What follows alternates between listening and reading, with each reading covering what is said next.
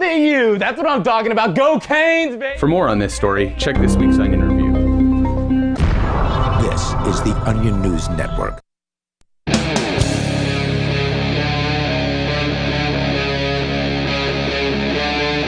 Free Talk Live.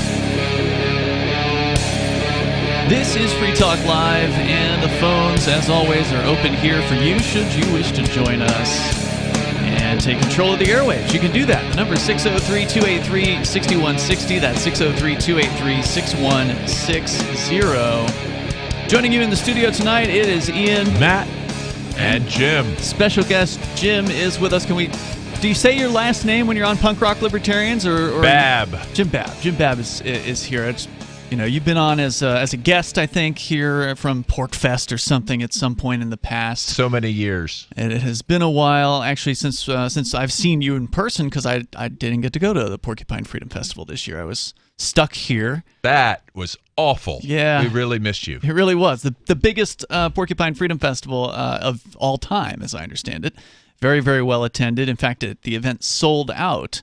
So I'm glad some people went and had a good time, though. Well, I'm looking forward to your return. Yeah, hopefully next year. Hell yeah. That would be the ideal situation. You are a co-host on Punk Rock Libertarians, which is a once-a-week podcast, if I recall correctly. Yes. It's one of the shows that is featured on LRN.FM, and whenever it's on, I always enjoy listening to you. So.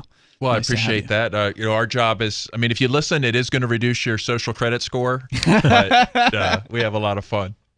Love it. So, there's in the news today, there's a deadline for the New York City firemen and the New York City cops, and I guess every bureaucrat in New York City to get this vaccine, or else they're going to be possibly out of work. Now, I didn't see this coming as far as like one of the possible side effects of vaccine mandates would be a tremendous reduction in the workforce of government bureaucracy, but that does appear to be one of the side effects of vaccine mandates on government workforces. According to the story, go ahead. I'll take it. Yeah, I'm just curious how this is all going to pan out. Like, I didn't see them. These are people who went to work for the government. Now they're surprised the government's happening to them. But I want to, how surprised are they? Yeah, it's hard to feel sorry for the police, given that they, for years, have been arresting people for putting something into their bodies that the cops said that they weren't allowed to. Now, kind of a similar situation is happening, but sort of reversed. Now the cops are upset because the government wants to force them to put something into their bodies that they didn't want to be put. But still, the question is, it's your body. Shouldn't you be free to do as you choose? And to the extent that maybe some cops will have their minds opened to that question, I doubt it. Any cop that quits is a win. I don't care why. I Just have little quit. faith. Just go ahead and quit.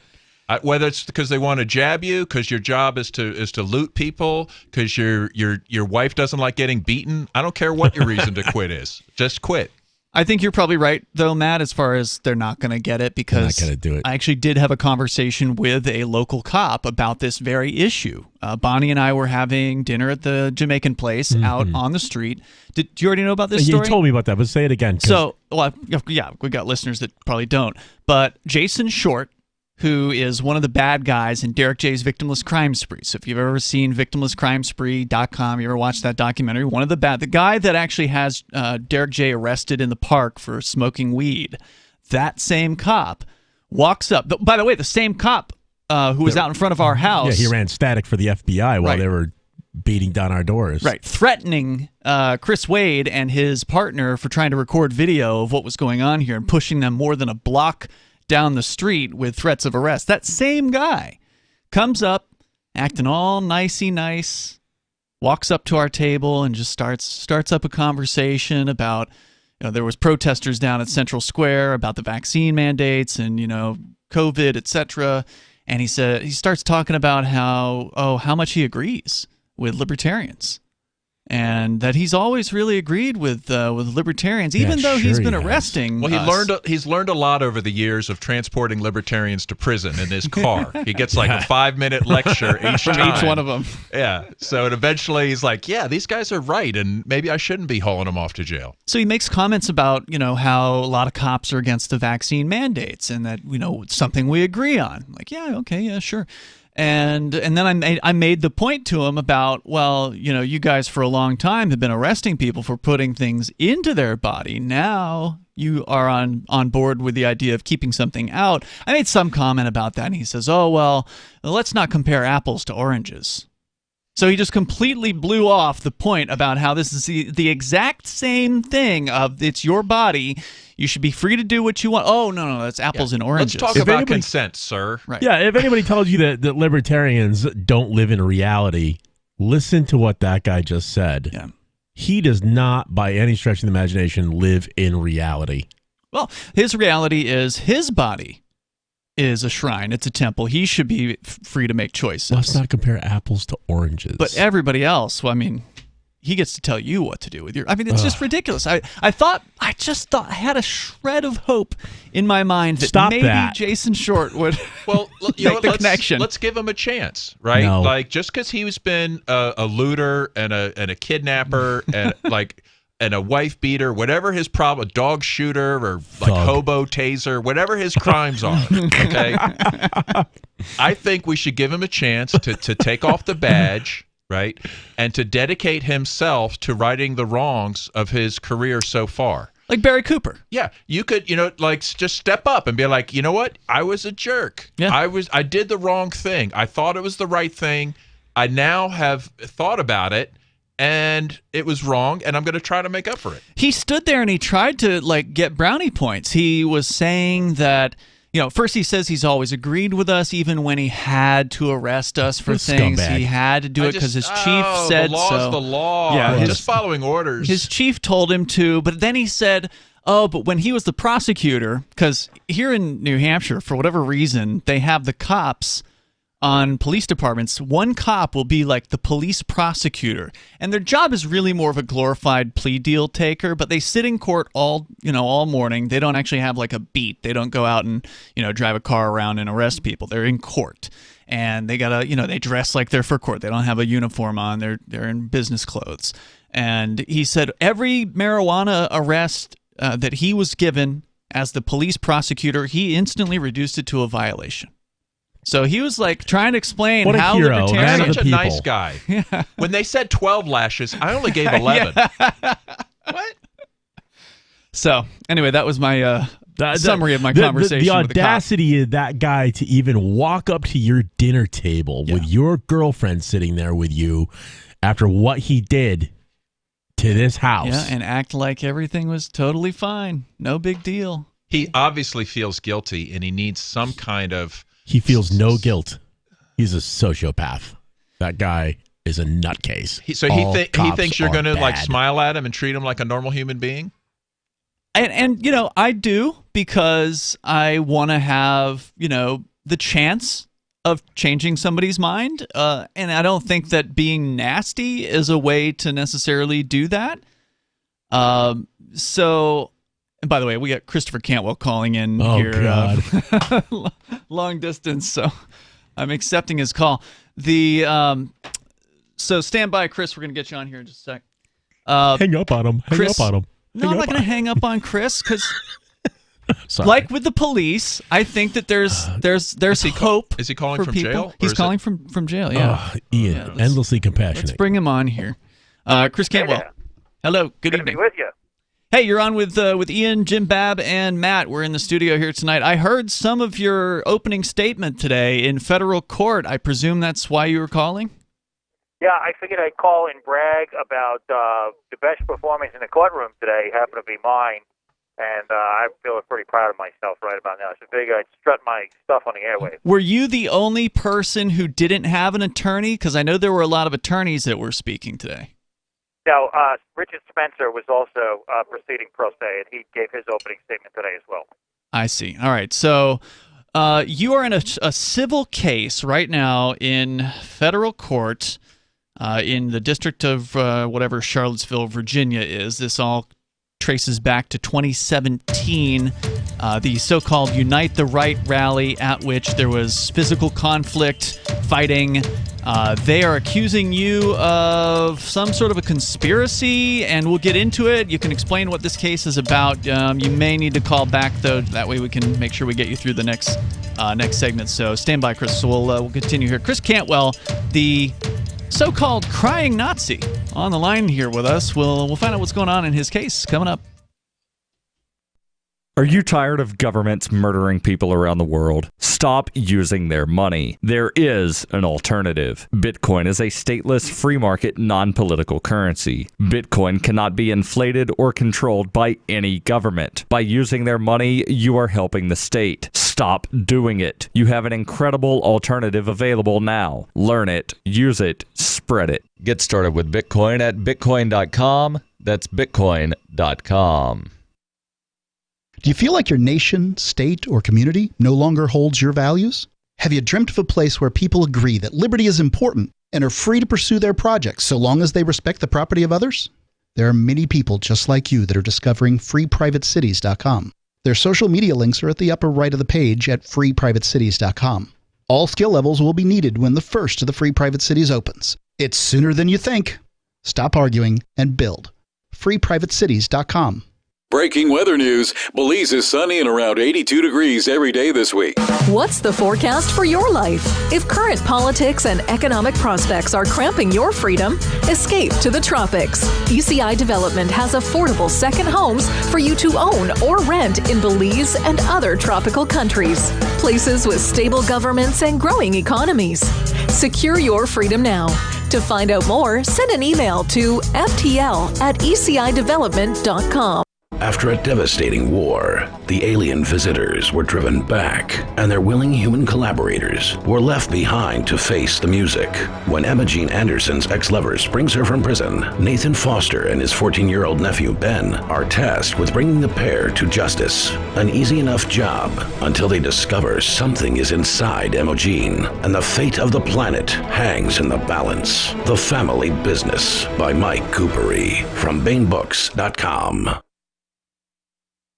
I've been told no in many different ways. I give you an order and you're going to obey it. George, you can go this way. You can do that and you have to leave here. You cannot bring Simon to the rally. Walk with me. Well, I'm comfortable here, actually. Whoa. Hey. Who do you think you are? Excuse me. There is no video or audio allowed in this office. No, I have work today. You ain't going to make it. Wait on the calendar. Now. Wait a minute. Whoa. Hey! Oh my God! Unbelievable! Why are you running from me? Because you scared me. What am I being detained for? You're being served. What is this? You're being served. What is this? Bureaucrats have a funny way of telling people no. That's the sound of the men working on the chain. Derek J's Victimless Crime Spree. Watch it for free and order the Director's Cut DVD at victimlesscrimespree.com. What if you want to hear the latest episode of Free Talk Live, but all you have is your phone, you forgot to download our archive, and you have no data connection? You can call our Listen line at 641-793-0191. That's a long-distance number, so you may incur charges. If not, listen as long as you want. 641-793-0191. The Free Talk Live Listen line, 641-793-0191.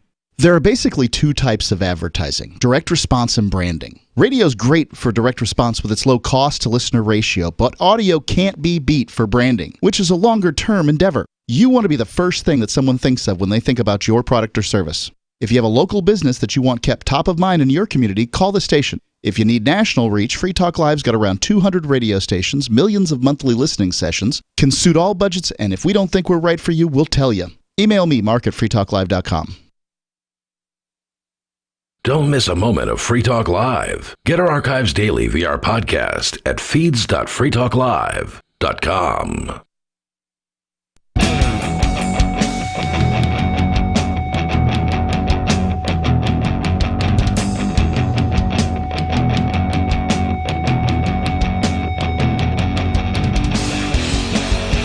Talk Live. The number, if you want to join us here, is 603-283-6160.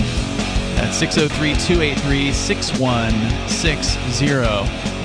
And you can call from jail as well. Some of the more interesting calls we've ever had have come from activists behind bars. And I wouldn't count Christopher Cantwell as a liberty activist anymore. In fact, he embraced the state years ago. Sadly, I've written extensively about his history over at freekeen.com. So if you're interested in getting like details on sort of the path of one Christopher Cantwell, it's a tragic tale. Then it really is, and it's longer than we have to explain here on the air tonight. But he just called in tonight because he's in the Charlottesville, Virginia area right now. And Bonnie, is he on hold? Because it doesn't look like he's on hold. Can you press the hold button to put him back on hold? And then I should be able to put him on the air. There he goes. Chris. There we are. We got you. So you were in federal court today for a civil case. What is this case about? Conspiracy? This case is about a bunch of hucksters trying to find a back door around the First Amendment is really what it is. But their claim is that the Unite the Right rally of August 2017 was one big criminal conspiracy, and everybody who had their name on anything associated with the upper echelons of this, whether you're a featured speaker or an organizer, says that you're responsible for everything from James Fields' car accident to some person has trouble sleeping at night, and that is a big crock of you know what, and we're there to face these people. So they're saying they want damages because some people on the so-called alt-right got together and had a rally at which Antifa attended and fights broke out. Yeah. So a bunch of communists attacked a permitted demonstration. Back in 2017, not everybody was intimately familiar with that, but we're all intimately familiar with it by now, right? There's a bunch of communists. They wanted to call themselves anti-fascists, which is why they want to, censor everybody and disarm the populace and stab you if you don't get a vaccine. They attacked our permitted demonstration, and then they said, "Oh my God, because violence happened at this white nationalist rally, it must be a racially motivated violent conspiracy." And so they assigned that silly label to what we've done, and they sued us under a law pursuant to the powers of the 13th Amendment, which you might ring a bell. It's the amendment that outlaws slavery in the Constitution. And so they're basically claiming that we violated a bunch of people's civil rights with racial motivation, which is profoundly untrue. They violated our civil rights. We had a permit, and they attacked us, and our permit was not honored, though we won a fight in a federal court to see it honored. And so they have accused us of precisely what they have done, and that is their modus operandi.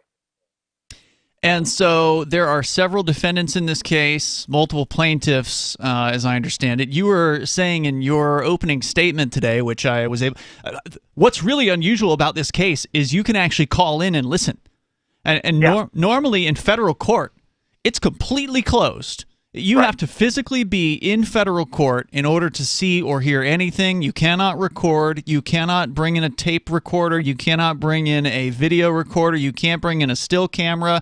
The only thing they'll let you bring into federal court as a viewer of a trial is a pencil or a pen and a piece of paper. And that is it. So to be able to actually call in and listen to the proceedings of federal court, there were over 300 people who were tuned into this today. And I was one of them. I heard, I think, the majority of your opening statement, and it sounded like you were doing your show in front of these people.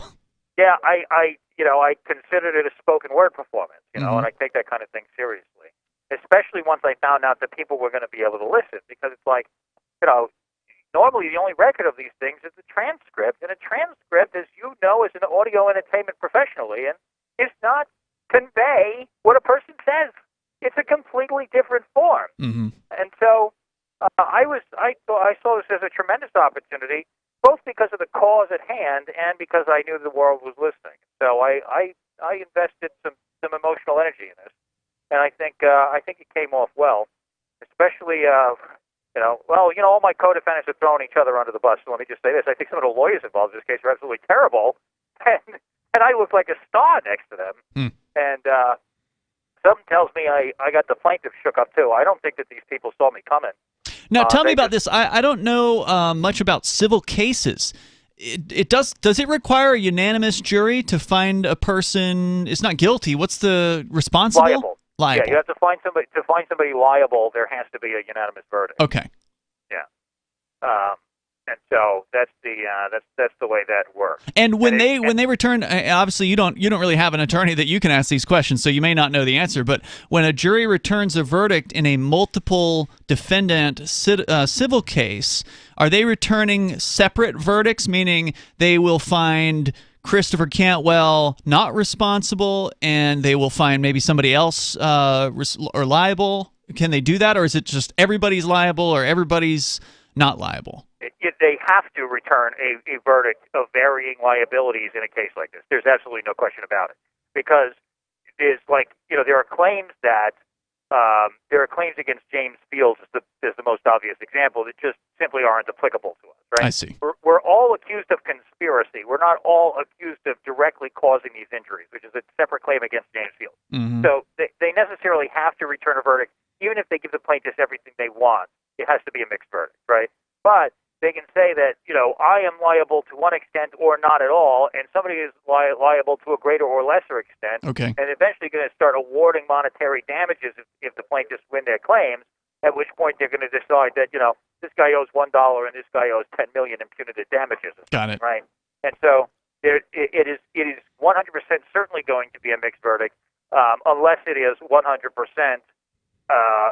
not liable. But even at that, as a matter of fact, I don't even think that's not even possible at this point, because there are defaulted defendants and there are people who haven't technically defaulted, but who have abandoned the litigation. So, like Elliot Klein, aka Eli Mosley, for example, has not had a judgment of default entered against him, but he has ceased to comply with the discovery, and he has abandoned the litigation. So, like the court has entered in a decision that he will be deemed to have met the elements of the plaintiff's case. So if the jury says that everybody in that courtroom is not liable, they will still return a verdict of liable for Elliot Klein. Because he didn't play the game. He didn't show up for court, didn't jump through the hoops. Exactly. Because the court has deemed it established as a result of his noncompliance that he met all of the elements of the offense. Wow.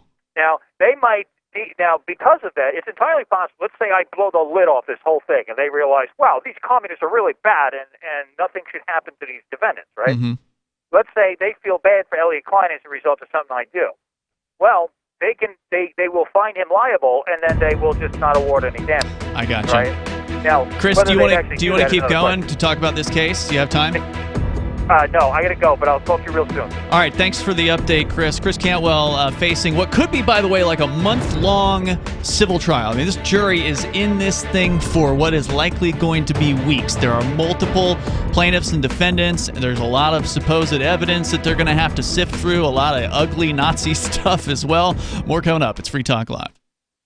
Free Talk Live's video archives have been on LBRY for years. LBRY is an uncensorable, decentralized, blockchain-based media sharing protocol, and we're big fans of it here on Free Talk Live. In 2020, LBRY launched Odysee, a video sharing website to compete with YouTube, and it's really taking off. Now with over 1 million channels, many of whom are disaffected YouTube creators. During YouTube's crackdown for not towing the government line on COVID, the Free Talk Live YouTube channel started receiving strikes and could be completely taken down at any moment. Thankfully, Odysee started offering live streaming, so we're now streaming live every night and posting our video archives permanently to Odysee. You can watch live or anytime on our Odysee channel by visiting video.freetalklive.com. If you want to go all in, download the desktop app at lbry.com, and then every video archive you watch, you'll help seed and keep it online forever. At minimum, we ask you visit video.freetalklive.com and follow us on Odysee today. video.freetalklive.com.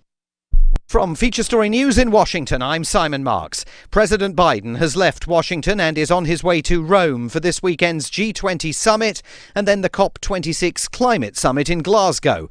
Before his departure, he insisted that Democrats in Congress have now agreed upon a framework that should allow them to pass two critical planks of his domestic legislative agenda, his infrastructure proposals and a broader spending measure. After months of tough and thoughtful negotiations, I know we have a historic economic framework.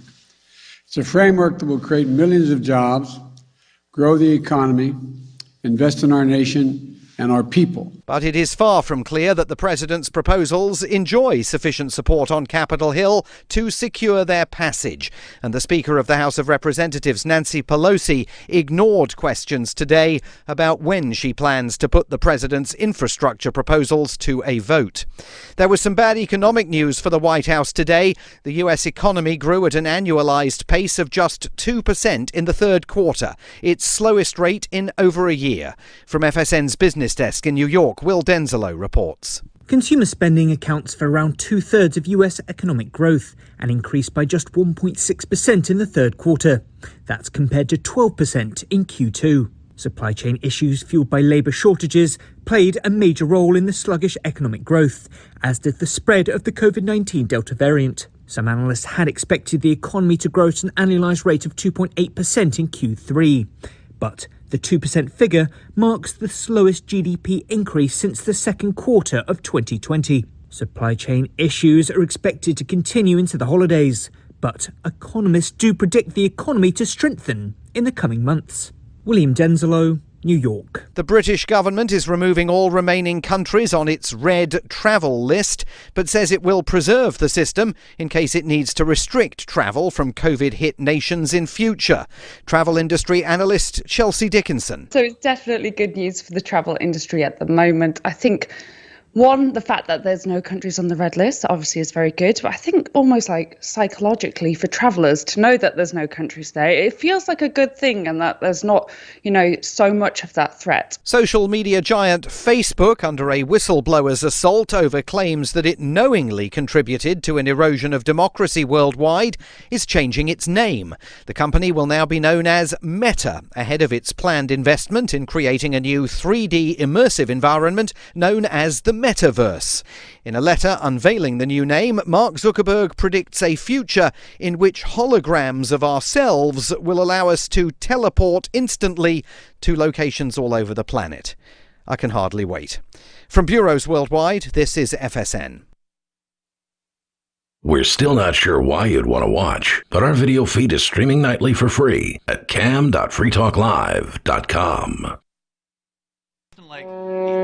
He got on a mic at some presentation and said, I just want to come out and do something else.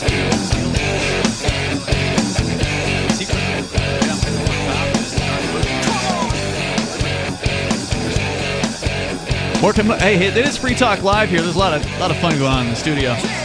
Glad to have you out there listening tonight. We were talking about the police. I want to get back into that discussion, but I also want to make sure you know about Bitcoin.com. That is where you can go to learn about cryptocurrency like Bitcoin and Bitcoin Cash. You can click Get Started at the top of the page. When you see the price of Bitcoin these days, over $60,000 per Bitcoin, it can feel like you're too late. But you might not be too late at all. In fact, we may still be on the early end of this stuff. Now, we can't make any promises. We don't know what the future holds for the price of these things. But over time, the price has tended to go upwards. Yeah, and I got to say, who cares what the price is? I'm tired of people speculating. Let's not speculate. We got to use this as our money. We need to be passing this back and forth for goods and services between each other and, creating our own little networks and having a source of value that we can exchange. Bitcoin Cash is more useful than Bitcoin as money, but they'll explain that to you over at Bitcoin.com when you click Get Started at the top of the page, and you can watch like a 3-minute-long introductory video that explains to you some of the basics about cryptocurrency, why this stuff is so important, why is it changing the face of the financial world, why is the government so afraid of it? These are some of the questions. I think the price is important because that's how we can measure the demise of the petrodollar, right? Like that's how we're watching. Like how else are you going to see the dollar collapse against what metric? I go to the beach in California and look out at the ocean. Well, you're not wrong, Jim, that the price is important. It certainly is an aspect that's going to attract the majority of people into Bitcoin, is seeing that price go up. It definitely gets people's attention. But the theory is, look, this is a fixed commodity, right? It's no more than 21 million, and we're all going to be chasing the same Bitcoin for the rest of eternity, right? Just do the math. This is where it goes. Right. Yeah. So the math is pretty clear. I mean, this thing is likely going to continue to become valuable. Again, we can't, know for sure what the future might hold. There's no bottom for the U.S. dollar. That's true. This has been established. And it's not going to go up in value. The U.S. dollar is not going up in value. No way. Are they going to stop printing money? Nope. They're going to keep printing it, and they're going to probably increase the rate at which they're printing it. And just up until the point where it's just so crazy, they're like, all right, central bank digital currency. They're working on that too. It's obviously where they're going. And now when you hear this unrealized capital gain taxes. Oh, yeah, they're talking about that now, yeah. So now they're like, what people are dodging our inflation tax, and we don't like that. Right? Like people are putting their money into assets, and they're not giving us capital gains taxes. How can we somehow get their stuff? Just tax their assets. So now it's like, okay, let's print money. So my property went from 200,000 to 400,000 priced in U.S. dollars. Oh, okay, now we're taxing you on that difference. Yeah. And wait, you don't have that? I guess you'll have to sell the property to BlackRock. Sorry. Yeah, you want to talk about driving the billionaires out of the United States. These tax proposals are definitely going to be having some of these 700 billionaires or whatever packing their bags. Because why would they stay? But it's also going to be shuffling all the money. Like again, it's the Great Reset. You will own nothing.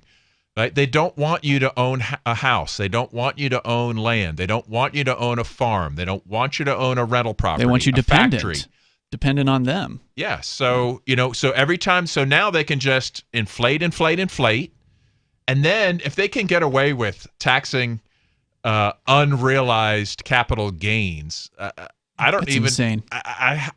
You think they can never do that. They'd never do something that suicidal to the economy. I think what this is they've thrown the switch because the Chinese want their money back. They want to collect on that debt. They've been buying treasuries for decades, and now they want to collect. Could be. This is how they're turning over the United States to the Chinese in the form of real estate. Go get over to Bitcoin.com because now is the best time. If you haven't started learning about this stuff, you should do that. So click Get Started, Bitcoin.com, and get the latest news headlines anytime over at news.bitcoin.com. But to your point about the price, Jim, it is important, and that does bring people in. But hopefully those people will learn about Bitcoin, right? Instead of just looking at it as a thing that can go up in value, learn about what it is. Why does it matter that it's decentralized? Why does it matter that, no government or bank is in control of the cryptocurrency? Why is all that important? And I think that's something people should spend a little time on. Yeah, come for the profit. Right. Stay to overthrow central banking. Stay for the principle. I love it. So people that don't have principles include the police of the United States, and specifically in this story we're going to talk about is New York City cops and the fire department and basically every other bureaucrat in the city. Here's a story from the New York Post.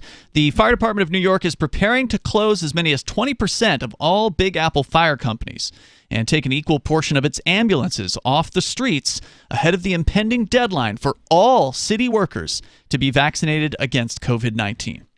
On Wednesday, Fire Department of New York said just 65% of its firefighters, fire officers, and EMS workers had been vaccinated despite the mayor's order that all city workers receive at least one dose or face suspension without pay starting Monday. Quote, the department must manage the unfortunate fact that a portion of our workforce has refused to comply with a vaccine mandate for all city employees, said the fire commissioner in a statement. He said further, quote, we will use all means at our disposal, including mandatory overtime, mutual aid from other EMS providers, and significant changes to the schedules of our members. We will ensure the continuity of operations and safety of blah, blah, blah. And then the commissioner didn't assess the likely result of potential moves, but one firefighter predicted that people will die in the city. Well, that's always true. Last week, de Blasio announced a genius. 5 p.m. Friday deadline, but that's only to receive $500 in incentive pay for taking the shot, which gives hesitant workers one last weekend of wiggle room to reconsider before being taken off of the payroll. The widespread resistance by firefighters is going to take about 40% of us out and could lead to response times of 7 minutes or more, according to another firefighter. Regarding New York Police Department, 75% of New York police has been vaccinated, but that number only includes about 63% of street cops. So a good chunk of the crew, the New York Police Department that's vaccinated, are the office workers. The street cops, only 63% of them have received the vaccine. So there are about 6,000 officers that remain still unvaccinated. One Manhattan cop said the expected results of benching patrol officers will result in more crime. He says. Which I don't buy unless it's actually the cops themselves out doing the crime, which I wouldn't put past them. Isn't it always the case when they threaten, like, well, there's not going to be any cops, you'll be sorry, and everyone's like, woohoo! Yeah, and then something happens and you find out it was actually an undercover cop that broke a storefront window or did whatever. So I think that you're going to find out that there is actually probably not a real increase in crime without, if the police department drops by 30%, you're not going to have a 30% increase. Well, except you've got, I don't know, what are those 30% of cops going to do now? Now they're out on the street and they're like, well, what do? We kick in doors, we shake down businesses, like we harass black people. They have a specific skill set. Like just because they're not, public sector, they might still want to do the same job, but let's give them, forget about those stupid cops, right? Get fired, whatever. Maybe some will find honest work. The firemen and the ambulance drivers, they have an important role to play in our society. Mm-hmm. So I'm going to say immediately, guys, just get together, form your own firehouse, your own emergency response service. Give me the number, okay?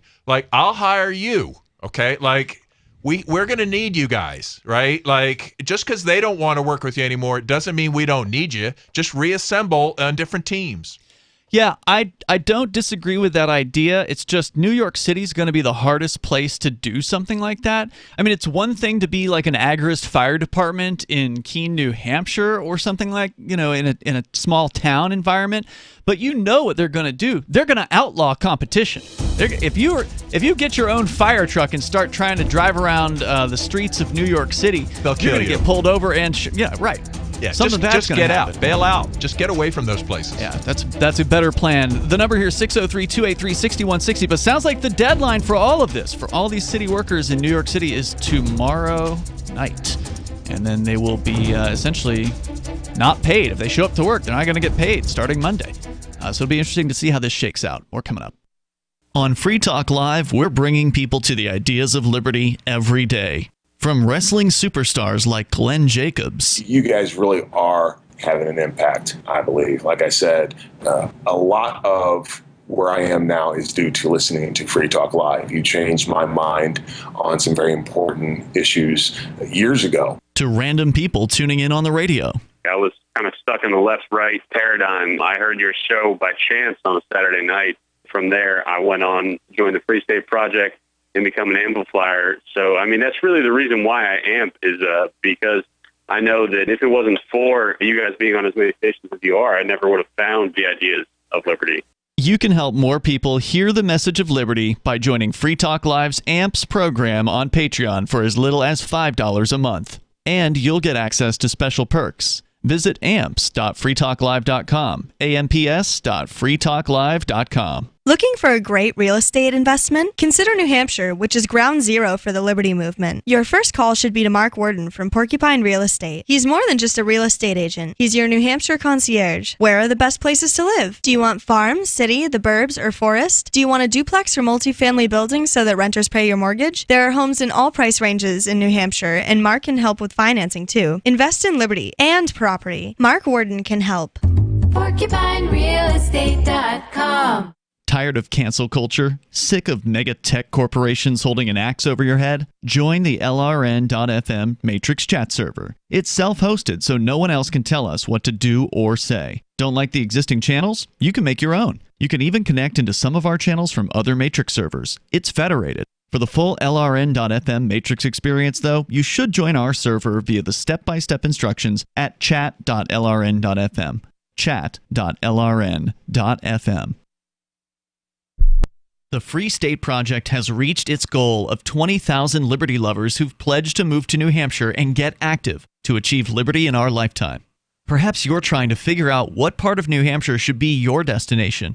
If so, consider Keene. You'll find more than 150 reasons to move to Keene at move.freekeene.com. Keene is famous for its historic, publicity-generating activism, as well as being the liberty media capital of the world. It's home to freekeene.com, New Hampshire's destination for liberty activism, news, and opinion. For years, we've been compiling over 150 reasons to move to Keene at move.freekeene.com, where you'll learn about some of what's happening here and what makes Keene a great place to live. If you love liberty, you'll probably enjoy anywhere you end up in the Shire. But do your due diligence first. Please visit move.freekeene.com for the full list of over 150 reasons to move to Keene. That's move.freekeene.com. Some of you asked, and now we've delivered. LRN.FM's live Keene, New Hampshire studio shows are now streamed in HD on Twitch. Visit our channel at twitch.lrn.fm and give it a follow. If you have Amazon Prime, you get one free subscription on Twitch. If you use it on our channel, Twitch will give LRN.FM a monthly piece of your Prime subscription cost. So please watch, follow, share, and subscribe to twitch.lrn.fm. That's twitch.lrn.fm. So you've signed the Shire Society Declaration and are planning your move to New Hampshire to be around more liberty-oriented people. Next, sign up for the Shire Society Forum at forum.shiresociety.com. There are a bunch of people there who are already in the Shire, and they want to meet you. If you're already in the Shire physically, you should also come by the forums. Remember, not everyone uses Facebook. New people are signing up for the Shire Society Forum every month, so drop in and say hello at forum.shiresociety.com. You can help spread the ideas of liberty with our Patreon for just $5 per month at amps.freetalklive.com.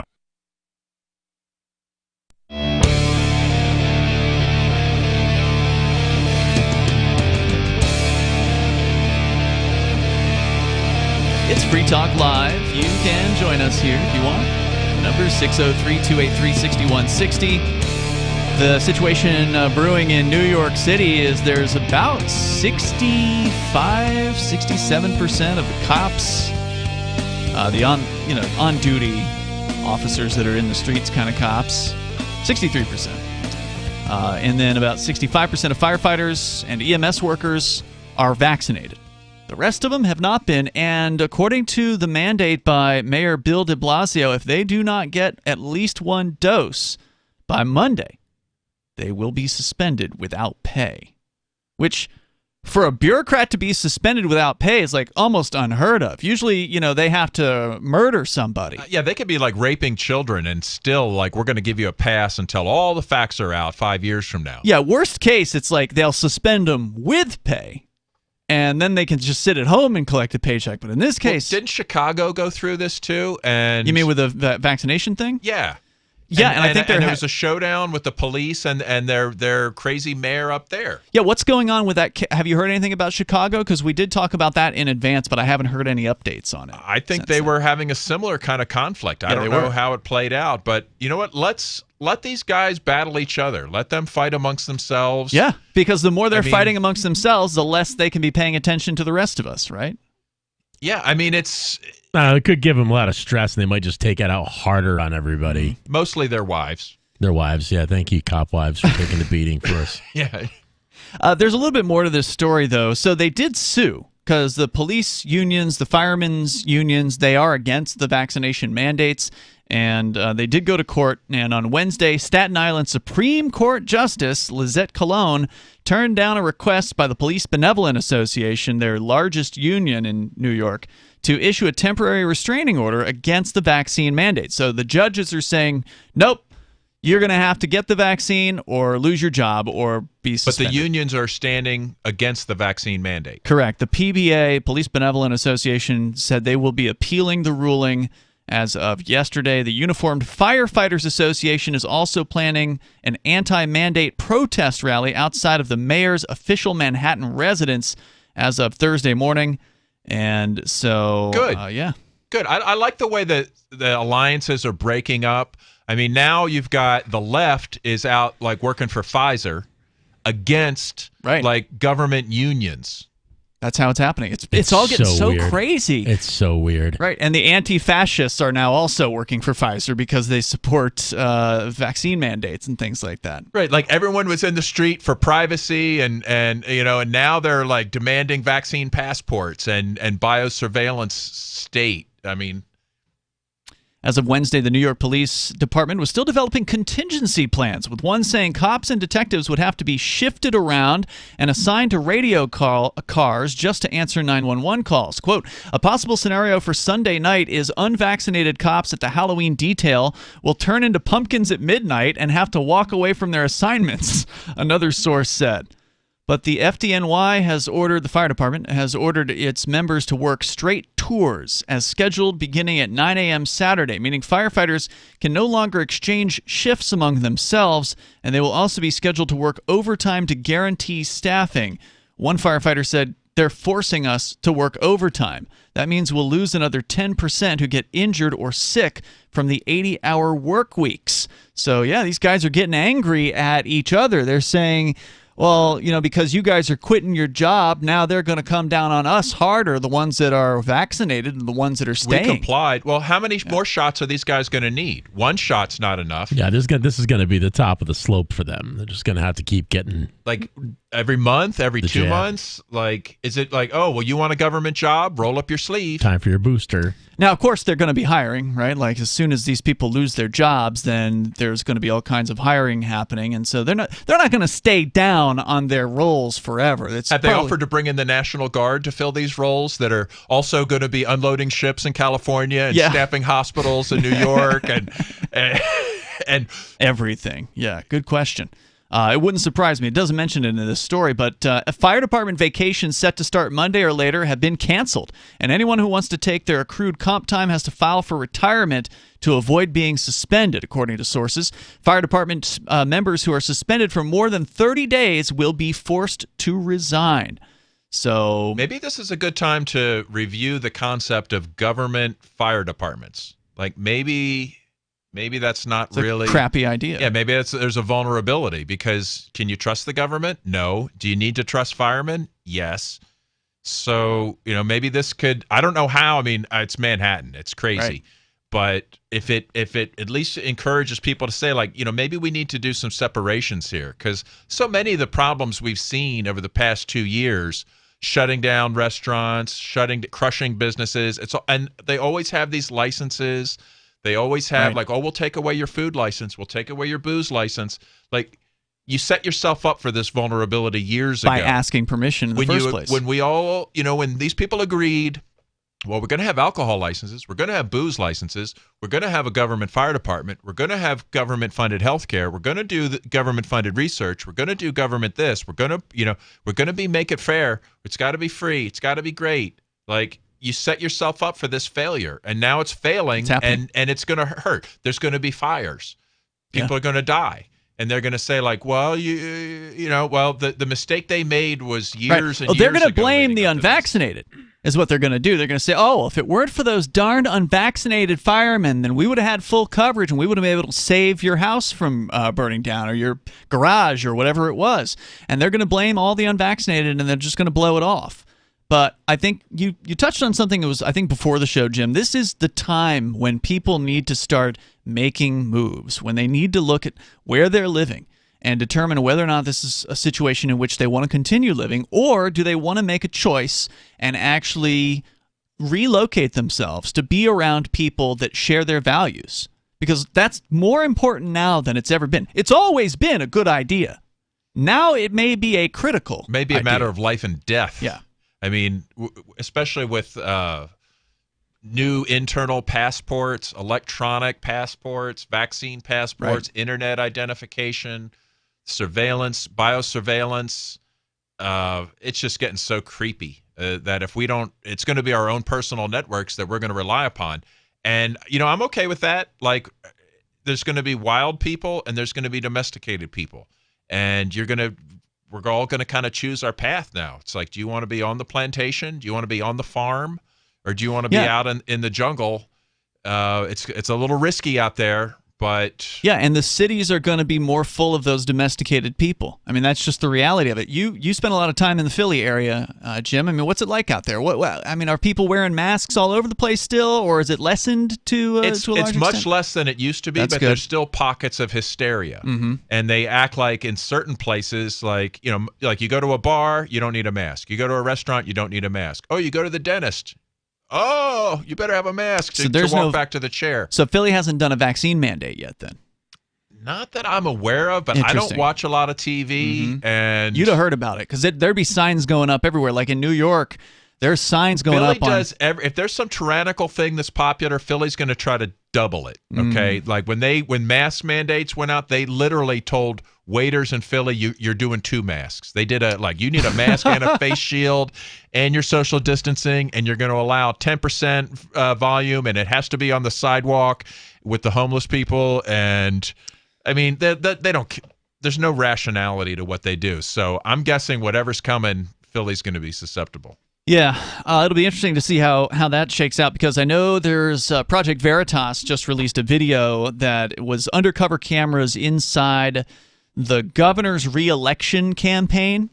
So they had one of their people wear an undercover device, acting as though they were a supporter of the governor being reelected. What governor?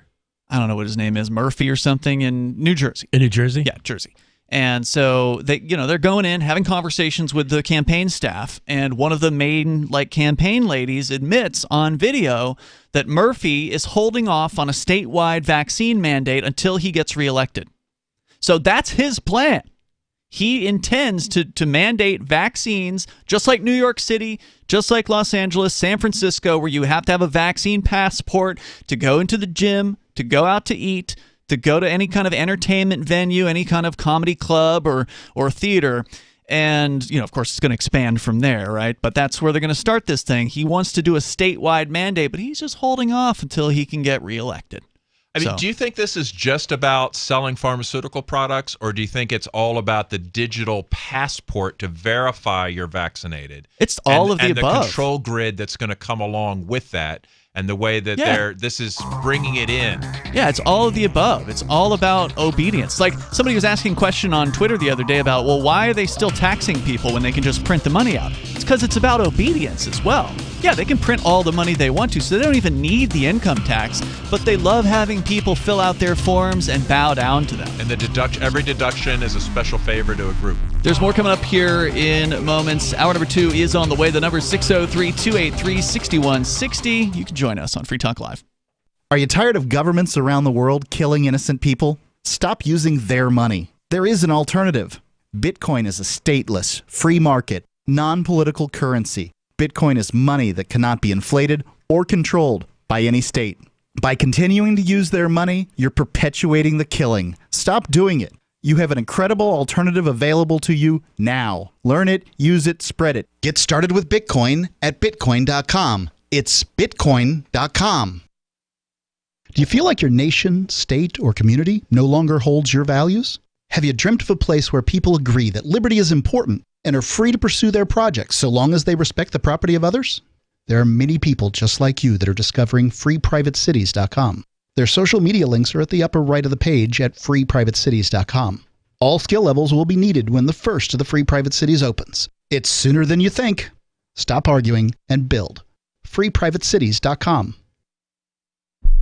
The new 4th edition of Healing Our World, The Compassion of Libertarianism, will take your understanding of liberty to a deeper level and has over 1,300 updated references, new cartoons, and a foreword by Dr. Ron Paul. With discounts for multiple book purchases, the 4th edition of Healing Our World is a great gift for the liberals, pragmatists, environmentalists, and Christians in your life who think libertarianism is cold-hearted. Get yours today at healing.freetalklive.com and use promo code FTL for a $5 discount. If you want to know know the latest about Free Talk Live before we go on the air, all you need to decide is how you want it delivered. It's your choice. Visit news.freetalklive.com to receive our usually weekly news updates by email. Plus, we have a Twitter account at twitter.freetalklive.com, and you can follow us on the decentralized Mastodon platform at toot.freetalklive.com. So please follow us at toot.freetalklive.com and sign up for our emails at news.freetalklive.com. You're listening to the live edition of Free Talk Live. Hour number 2 is next after the news here on the Liberty Radio Network at LRN.FM. From Feature Story News in Washington, I'm Simon Marks. President Biden has left Washington and is on his way to Rome for this weekend's G20 summit and then the COP26 climate summit in Glasgow. Before his departure, he insisted that Democrats in Congress have now agreed upon a framework that should allow them to pass 2 critical planks of his domestic legislative agenda, his infrastructure proposals and a broader spending measure. After months of tough and thoughtful negotiations, I know we have a historic economic framework. It's a framework that will create millions of jobs, grow the economy, invest in our nation and our people. But it is far from clear that the president's proposals enjoy sufficient support on Capitol Hill to secure their passage. And the Speaker of the House of Representatives, Nancy Pelosi, ignored questions today about when she plans to put the president's infrastructure proposals to a vote. There was some bad economic news for the White House today. The U.S. economy grew at an annualized pace of just 2% in the third quarter, its slowest rate in over a year. From FSN's business desk in New York, Will Denzelo reports. Consumer spending accounts for around 2/3 of US economic growth and increased by just 1.6% in the third quarter. That's compared to 12% in Q2. Supply chain issues fueled by labour shortages played a major role in the sluggish economic growth, as did the spread of the COVID-19 Delta variant. Some analysts had expected the economy to grow at an annualised rate of 2.8% in Q3. But the 2% figure marks the slowest GDP increase since the second quarter of 2020. Supply chain issues are expected to continue into the holidays, but economists do predict the economy to strengthen in the coming months. William Denzelo, New York. The British government is removing all remaining countries on its red travel list, but says it will preserve the system in case it needs to restrict travel from COVID-hit nations in future.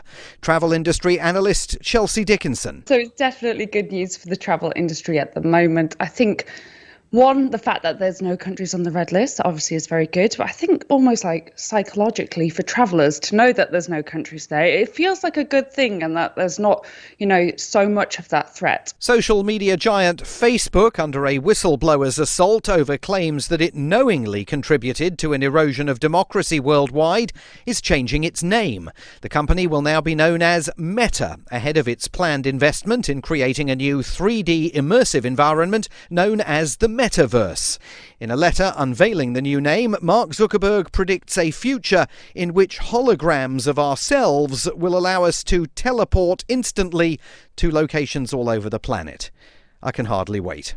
From bureaus worldwide, this is FSN. With FSN Spotlight, I'm Simon Marks. Today looking at the extraordinary life of one of the survivors of the US nuclear attack on the Japanese city of Hiroshima. Swano Tsuboi died on Wednesday at the age of 96. On August the 6th, 1945, he was a student heading to class when the US Air Force crew aboard the Enola Gay dropped the atom bomb that devastated the city. FSN's Phoebe Amoroso in our Tokyo bureau tells us more about him. Tsuboi was just a 20-year-old student when the bomb hit. He was about 1.2 kilometers from ground zero and experienced severe burns. In fact, he said back in a 2016 interview that he tried to run away naked for about 3 hours until he could no longer walk.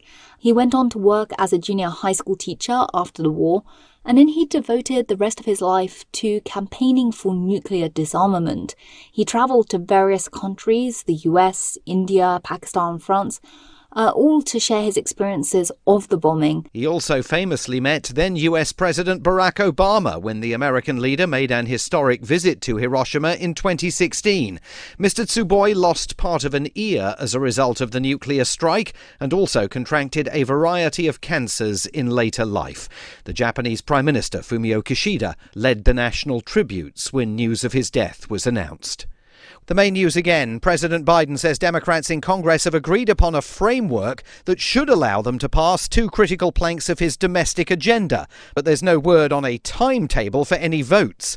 The US economy grew at an annualized pace of just 2% in the third quarter, and social media giant Facebook is changing its name. It will now be known as Meta. There's more from us on Twitter at Feature Story. And that is the latest Feature Story news. Simon Marks reporting. It was on this day in 1982 that the first roller skating while carrying a boombox member of Congress was elected when James Sugar Boots Franklin narrowly won New York's 8th congressional seat. Franklin's victory was a watershed moment at the time, signaling that America's burgeoning population of boombox-carrying roller skaters had finally gained mainstream acceptance. We proved Congress isn't just for suits and crew cuts. Say hello to the slickest legislator on 8 wheels, James Sugar Boots Franklin. Franklin was an unlikely pioneer, a street-smart skater who admitted to being more concerned with impressing honeys with his silky smooth moves than with politics. Franklin began organizing boombox-carrying roller skaters, advocating for basic rights like roller skate-accessible ramps in government buildings and protected street lanes where they could lay down cones for some sweet slaloming. Just because we like to roll it out and have a smooth, fluid style that cannot be denied doesn't mean we aren't Americans. Yeah, that's right. This is the Onion News Network.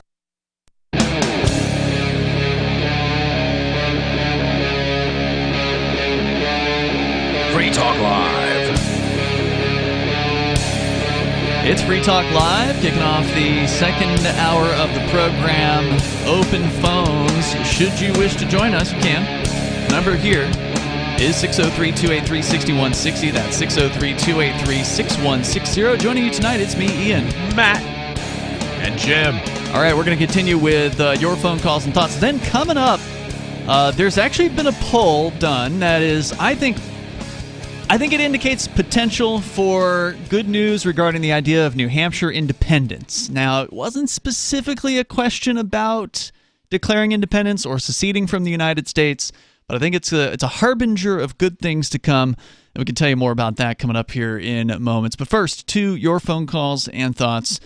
We go to Doc. He's listening in Georgia and listening online. And by the way, the freetalklive.com website, I had to blow up the old site a few weeks ago, replaced it with a new site. And one of the things that wasn't quite working correctly was the player there. So if you tried our live player on the new site at freetalklive.com/live and it wasn't working for you, it should be working for you now. So feel free to give that another shot, just an FYI. But Doc, you're on Free Talk Live. Welcome. Hey, thank you for having me, sir. What's on your mind tonight? I was trying to figure out what you were talking about a second ago. You were saying something about, oh, Jesus, Lord Mary does this. I've been drinking way too much. Yeah, it's generally a good plan to write down notes. If you're ever going to call talk radio. I mean, honestly, no. I mean, I'll tell you right now. I mean, I drink all the time. Okay. I don't think that I'm drunk. I'm very articulate. I don't slur my words. Yeah, you're not slurring too much. No, I'm not noticing. I wouldn't have known if you hadn't said something. And I have a very even keel of a mindset. Okay. But you spaced it, okay? So we were talking about something. I'll remind you. Let me see if I can freshen you up here. We were talking about the New York police and the fire department, about roughly a third to, 40% of their bureaucracy may be losing their jobs because they're not going to get the vaccine. And I, for one, am in favor of this. Well, I mean, I'm not a big fan of the police, but the police that will stand up for the idea of freedom of choice and non-mandated, bureaucracy, I applaud them. Like I said, I'm not a big fan. I kind of begrudgingly applaud them, cautiously applaud them. Exactly. Beautiful word, begrudgingly. Beautiful words. Because I don't buy that they've actually stood up for anything besides their own convenience. Now they could. Yeah, they could quit, Yeah, and they but could take the keys to the evidence locker. They've never stood up for what they're doing right now for the U.S. civilian. Correct. And I mean, if you take an oath of office, you are no longer a civilian.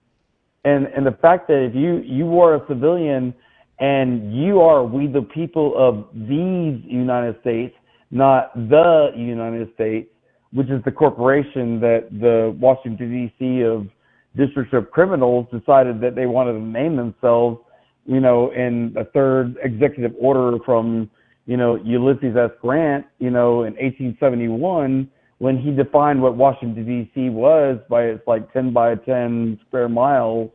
Yeah, you're kind of getting into some esoteric territory there, and I wish that any of that stuff mattered, but unfortunately it just doesn't. I mean, I can tell you, if you get in front of a man in a robe with a bunch of men with guns standing around them... Why do they wear the black robe? Because it's a religion. It's a church. No, it's a matter of life and death. What does that mean? Because the specific idea of wearing a black robe is you're being judged from a point of a matter of life and death. Not in civil court. Are you telling me a civil court judge doesn't wear a black robe?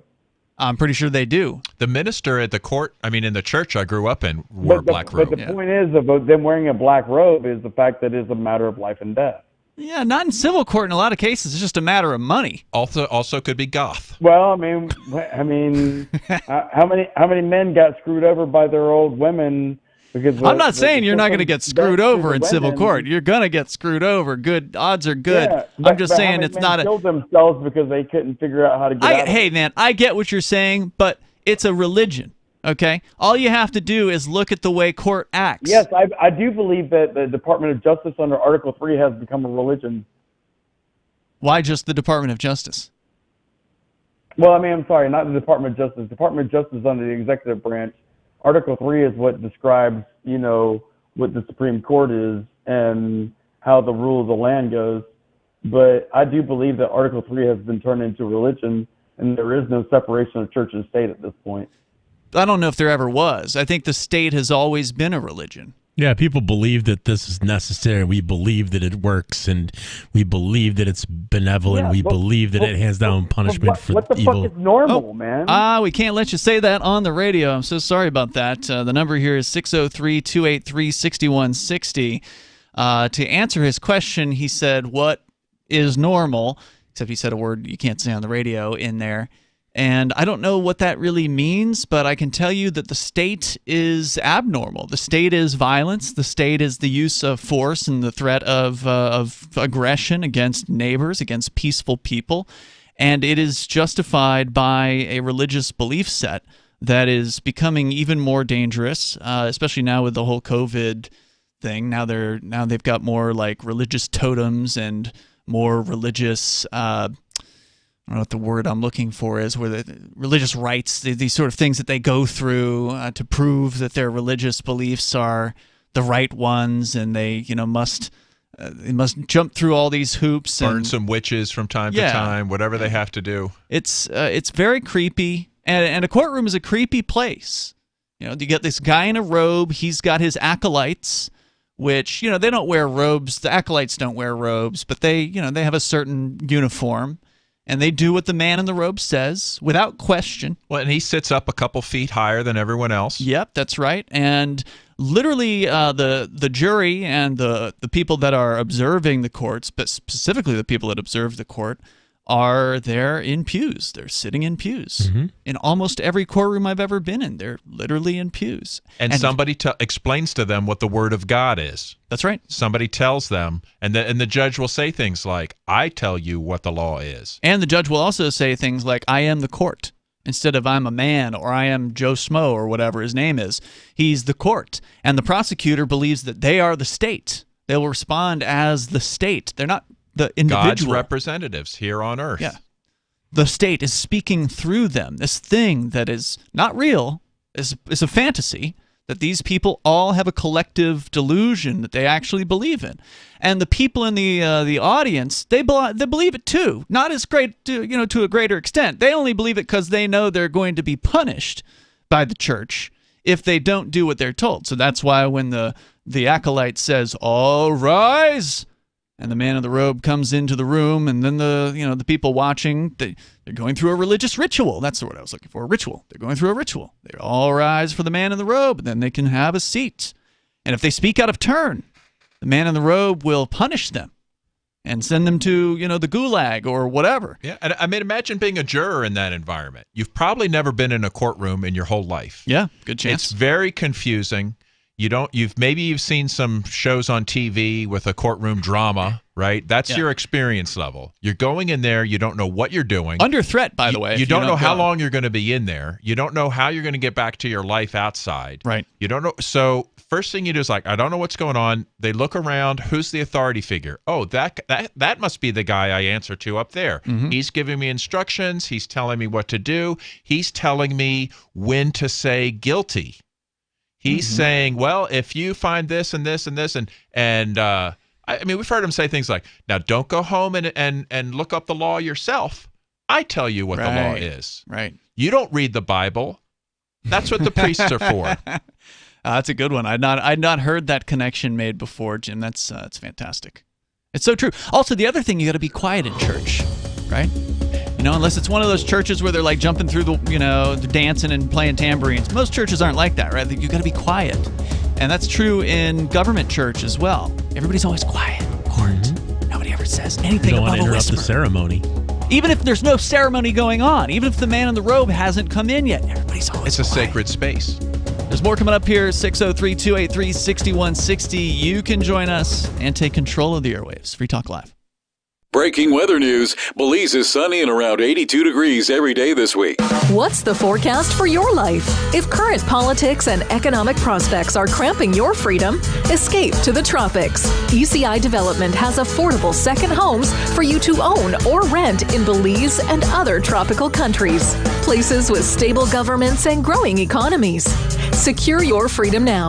To find out more, send an email to ftl@ecidevelopment.com. When a lunar observatory detects a radio broadcast originating from Proxima Centauri, the nations of Earth discover their first contact with an alien race may also be their last. With the Proximans facing an extinction-level disaster, Earth must choose between sending a ship on a multi-year journey or allowing nature to take its course. Saving Proxima, a hard science fiction thriller by Travis S. Taylor and Les Johnson from BaneBooks.com. Are you tired of governments murdering people around the world? Stop using their money. There is an alternative. Bitcoin is a stateless, free market, non-political currency. Bitcoin cannot be inflated or controlled by any government. By using their money, you are helping the state. Stop doing it! You have an incredible alternative available now. Learn it, use it, spread it. Get started with Bitcoin at Bitcoin.com. That's Bitcoin.com. Do you feel like your nation, state, or community no longer holds your values? Have you dreamt of a place where people agree that liberty is important and are free to pursue their projects so long as they respect the property of others? There are many people just like you that are discovering freeprivatecities.com. Their social media links are at the upper right of the page at freeprivatecities.com.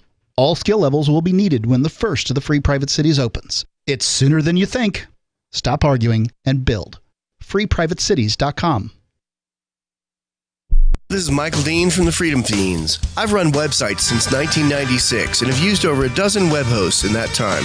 AgristHosting.com is the only one that hasn't broken my heart. Agrist Hosting's uptime and service is stellar, and their DDoS mitigation is the best I've seen. That's important because if you tell the truth in this world, you'll ruffle feathers.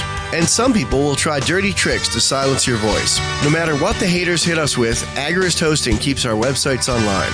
If you have a mission-critical commercial presence or a world-changing activism site, you cannot tolerate any skullduggery.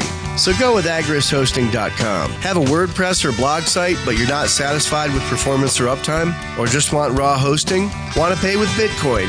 Agrist Hosting specializes in high-performance hosting with personalized service. Go to agristhosting.com and click on the button that says Get Hosted. That's agristhosting.com. The LRN.FM social media channels have been revamped. We've eliminated Facebook and focused on other platforms like Twitter and Mastodon, the decentralized alternative to Twitter. On our accounts, you'll find posts from multiple LRN.FM show hosts together in one place. Follow us on Twitter at twitter.lrn.fm, or better yet, move to the decentralized Mastodon social media platform at toot.lrn.fm, toot.lrn.fm. I think you'll like it. Should you be able to earn an honest living free from senseless government interference? The Institute for Justice thinks so. That's why we've spent years defending hard-working men and women from pointless government regulations. Nationwide, IJ has created opportunity by reducing government power. But there is still more work to be done. Visit our website today at ij.org. Let IJ take care of the government so you can take care of your business. Yep, we still do email. Drop your email address in the entry box at freetalklive.com, and you'll be kept in the loop with Free Talk Live.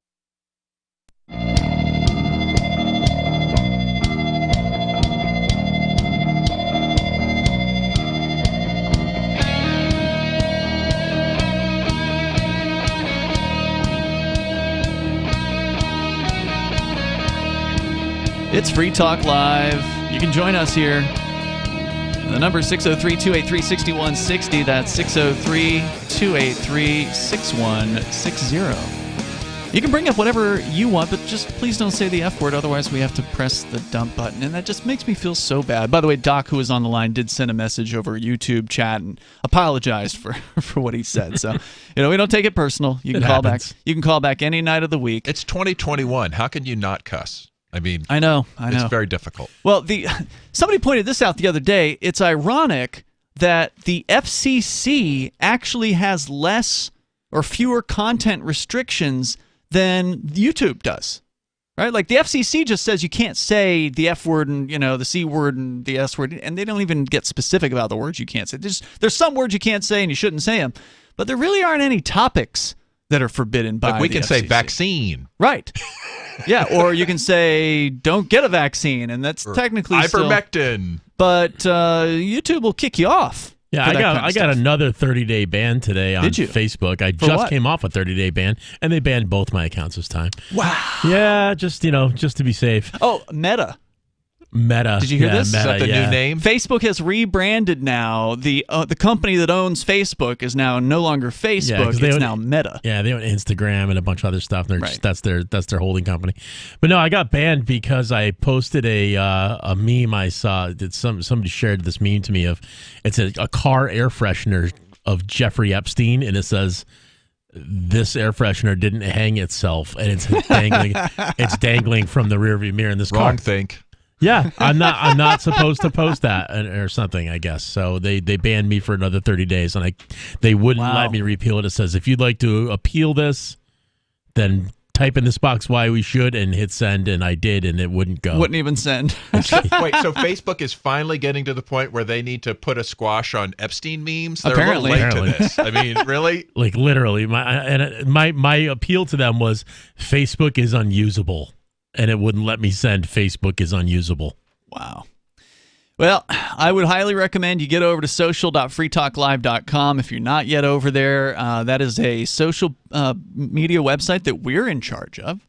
It is self-hosted. We're running it on our server. It is not controlled by Facebook. It's not controlled by Twitter. Big tech is not in command. And you can express yourself there. You get a lot more freedom to express yourself over at social.freetalklive.com. The only people who've been banned from that site are spammers, people that come in with the express purpose of spamming links to whatever porn site or hacking site or who knows what they're trying to promote, but that's not the point of the thing. But whatever your opinions are, they're welcome over at social.freetalklive.com. Let's bring Dave Ridley on the line from RidleyReport.com. Hey, Ridley. You're on with Ian, Matt, and Jim. Hey, guys. Well, it's like George Orwell said, if any thought is forbidden, then all thoughts can become forbidden because they could lead to the forbidden thought. This is a good point.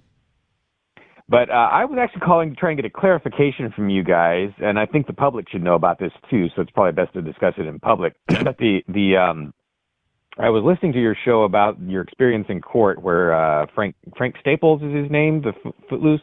Frank Staples is his real name, right? Yeah, Footloose, one of the I would say most active people in New Hampshire as far as freedom from vaccines and mandates and things like that, mask mandates. He's one of the leaders in that area. So this incident where he was arrested, I think I listened to all your talk about it, and I never got a clear sense of. There were other reports I got from other people who were there that you guys had been harassed for trying to film. Can you tell me more about that, or what happened or didn't happen? Who was harassed for trying to film? Sorry. So I heard that you were harassed by the bailiffs for trying to film in the court. Okay.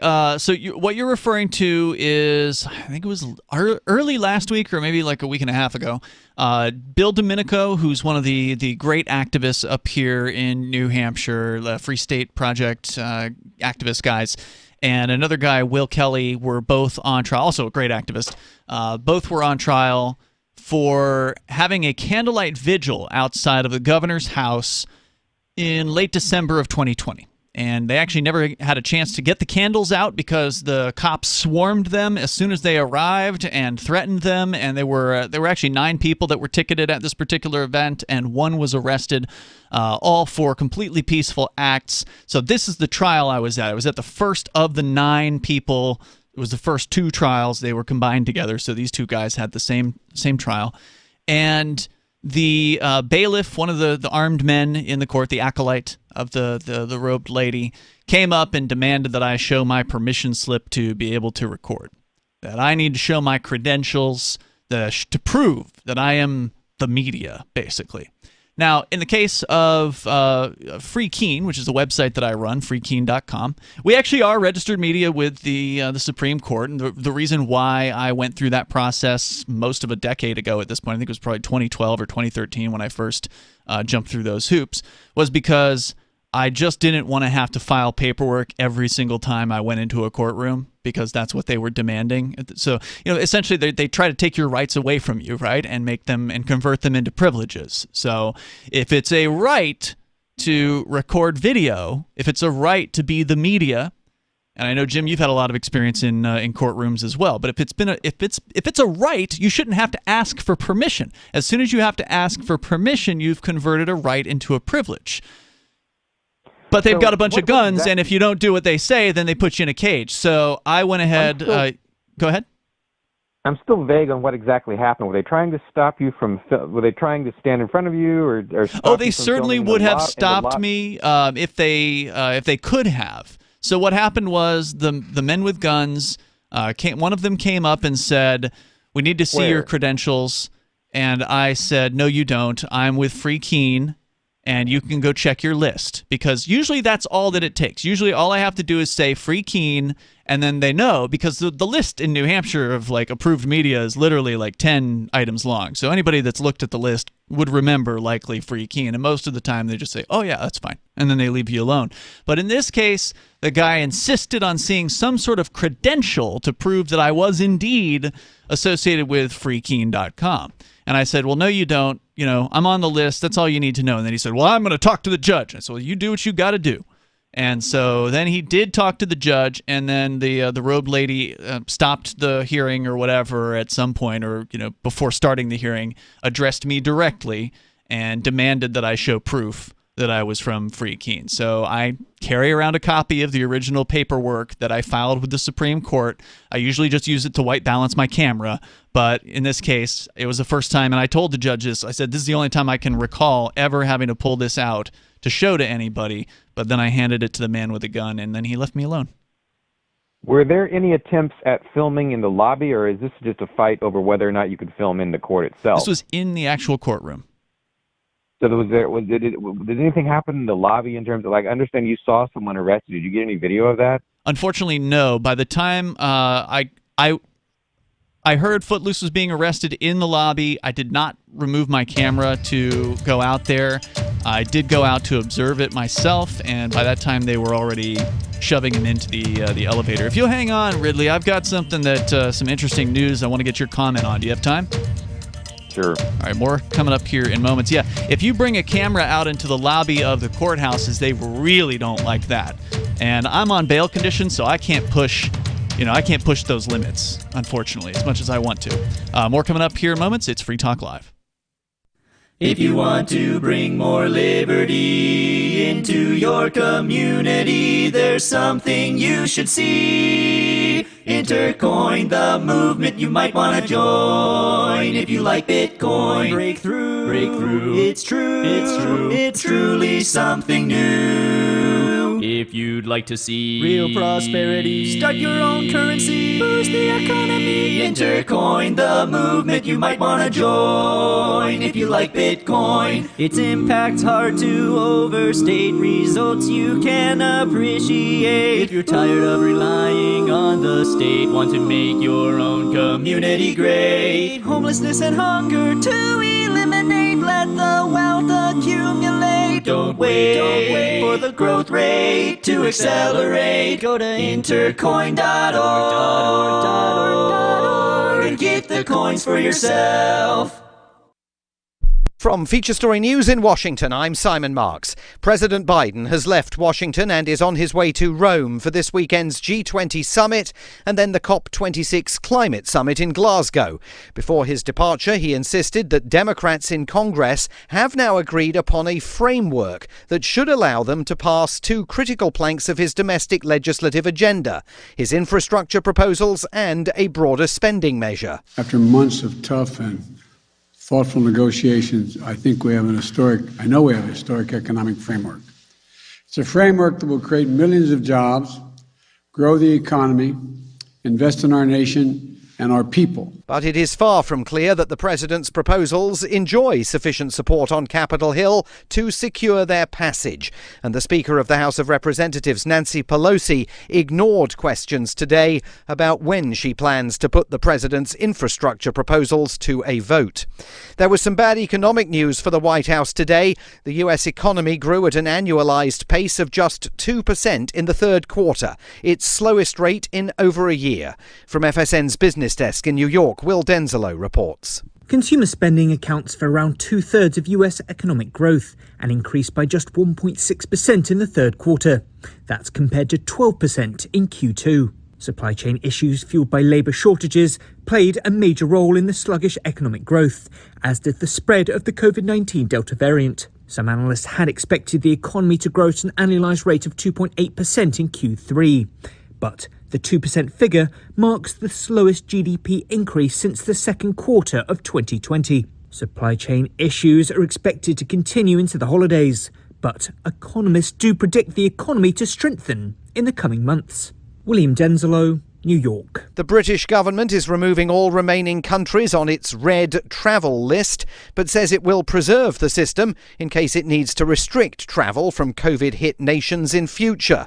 Travel industry analyst Chelsea Dickinson. So it's definitely good news for the travel industry at the moment. I think, one, the fact that there's no countries on the red list obviously is very good, but I think almost like psychologically for travellers to know that there's no countries there, it feels like a good thing and that there's not, so much of that threat. Social media giant Facebook, under a whistleblower's assault over claims that it knowingly contributed to an erosion of democracy worldwide, is changing its name. The company will now be known as Meta, ahead of its planned investment in creating a new 3D immersive environment known as the Metaverse. In a letter unveiling the new name, Mark Zuckerberg predicts a future in which holograms of ourselves will allow us to teleport instantly to locations all over the planet. I can hardly wait. From bureaus worldwide, this is FSN. Got Telegram? You can follow our channel there and discuss show prep with other listeners at telegram.freetalklive.com.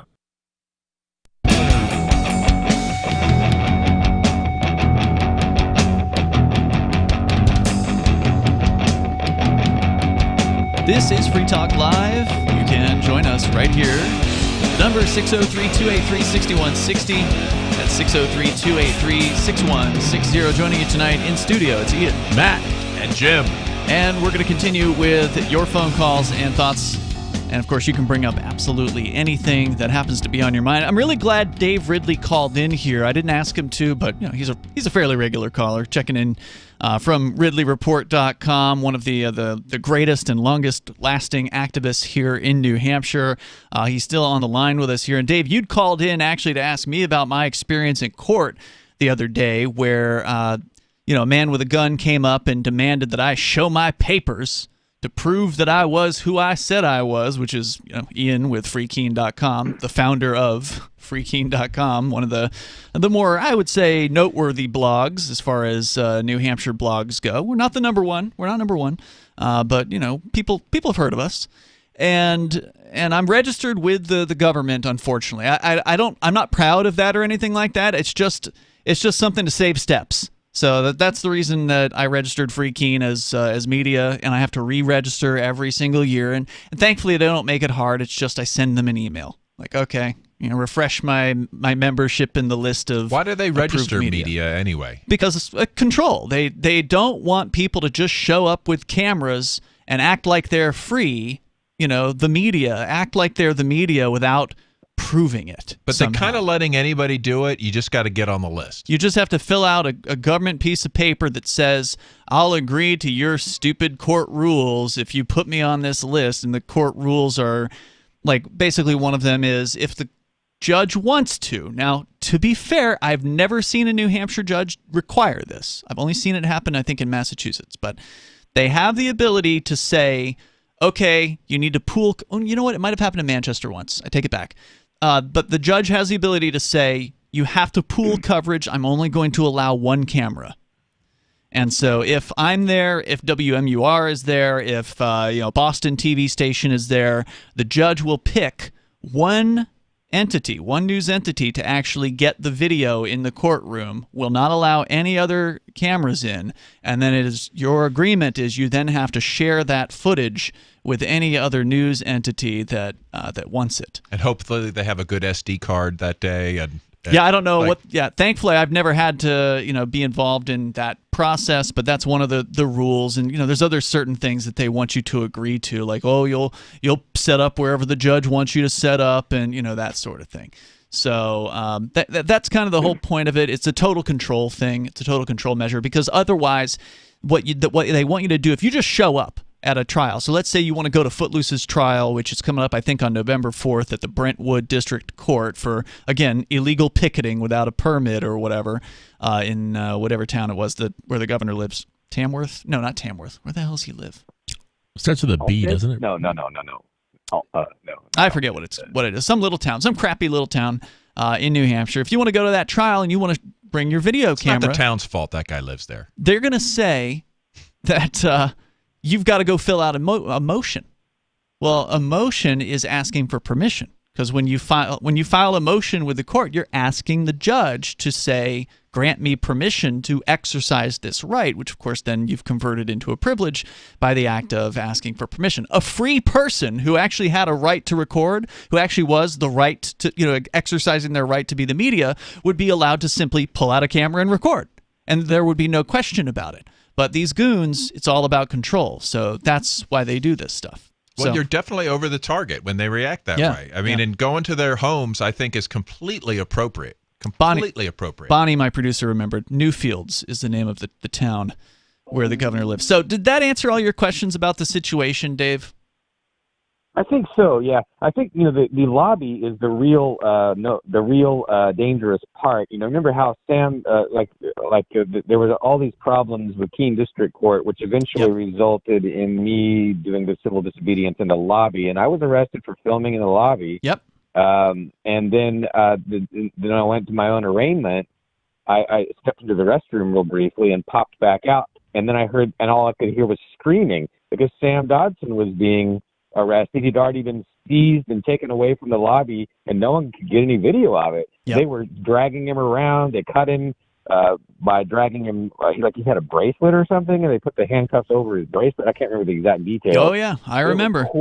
I could hear it, but I never saw it because I was in the restroom. Yeah, if you record video out in these court lobbies, they get real touchy about it and may very well arrest you without warning.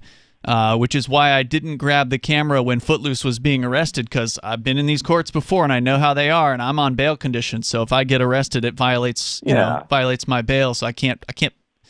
Remember when around. Ademo was arrested for Which in time? like a stairwell where it was after Pete Eyre had been arrested for a hat. Yep, in Keene Court. And somehow Ademo like catches it, gets a moment with this judge in the stairwell, and the judge just freaked out. He's like, And "Oh lied. my God, a mundane is addressing me without my royal, barrier." Like, oh. Bailiff, this man is threatening me. That's exactly what he said. And then they arrested Ademo, held him for, I believe, 10 days before cutting him loose and dropping the charges. They were charging him with a felony of, like, threatening a judge. And the video was there. Yes. Not even close to a threat. No. Nothing even That's why they vague, and dropped it the didn't charge. even matter. Yeah. But what mattered was that he felt threatened. And I believe he was definitely felt threatened. I don't think he did.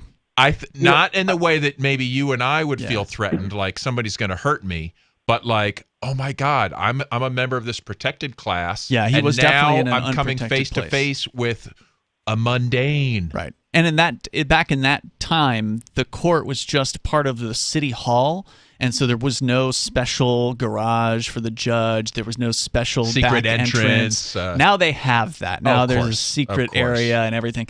Go ahead, Dave. I wonder if maybe an appropriate response to this problem in the lobbies is just to make a habit of pretty much all the activists walk into the lobbies audio recording already or video recording already the minute they're in the lobbies, and you just have a little sticker on your lapel or something like that that says "I'm audio taping." And you can do that without necessarily drawing a lot of attention to yourself. You don't necessarily have to be waving a camera around. You can just have an audio recorder in your pocket. I would love to see some, large civil disobedience event in courts. I know you, Dave, and I have been calling for something like this for the last decade. Well, and it's hard to find people willing to put their ass on the line to gain this new ground because that's what it would take. You're right. I don't really mean I don't mean that there should be. I don't mean there needs to be a lot of people. I just mean just. But a lot of people is what makes the difference. If it's just one guy recording, they're going to get snapped up and taken to a cage. Now, this is something I've done by myself before, more or less, or maybe I was the only one doing it while there were other activists there or whatnot. It hasn't ever resulted actually in an arrest, except for that one time where I announced it in advance. Well, it's possible the guards just didn't know what you were up to.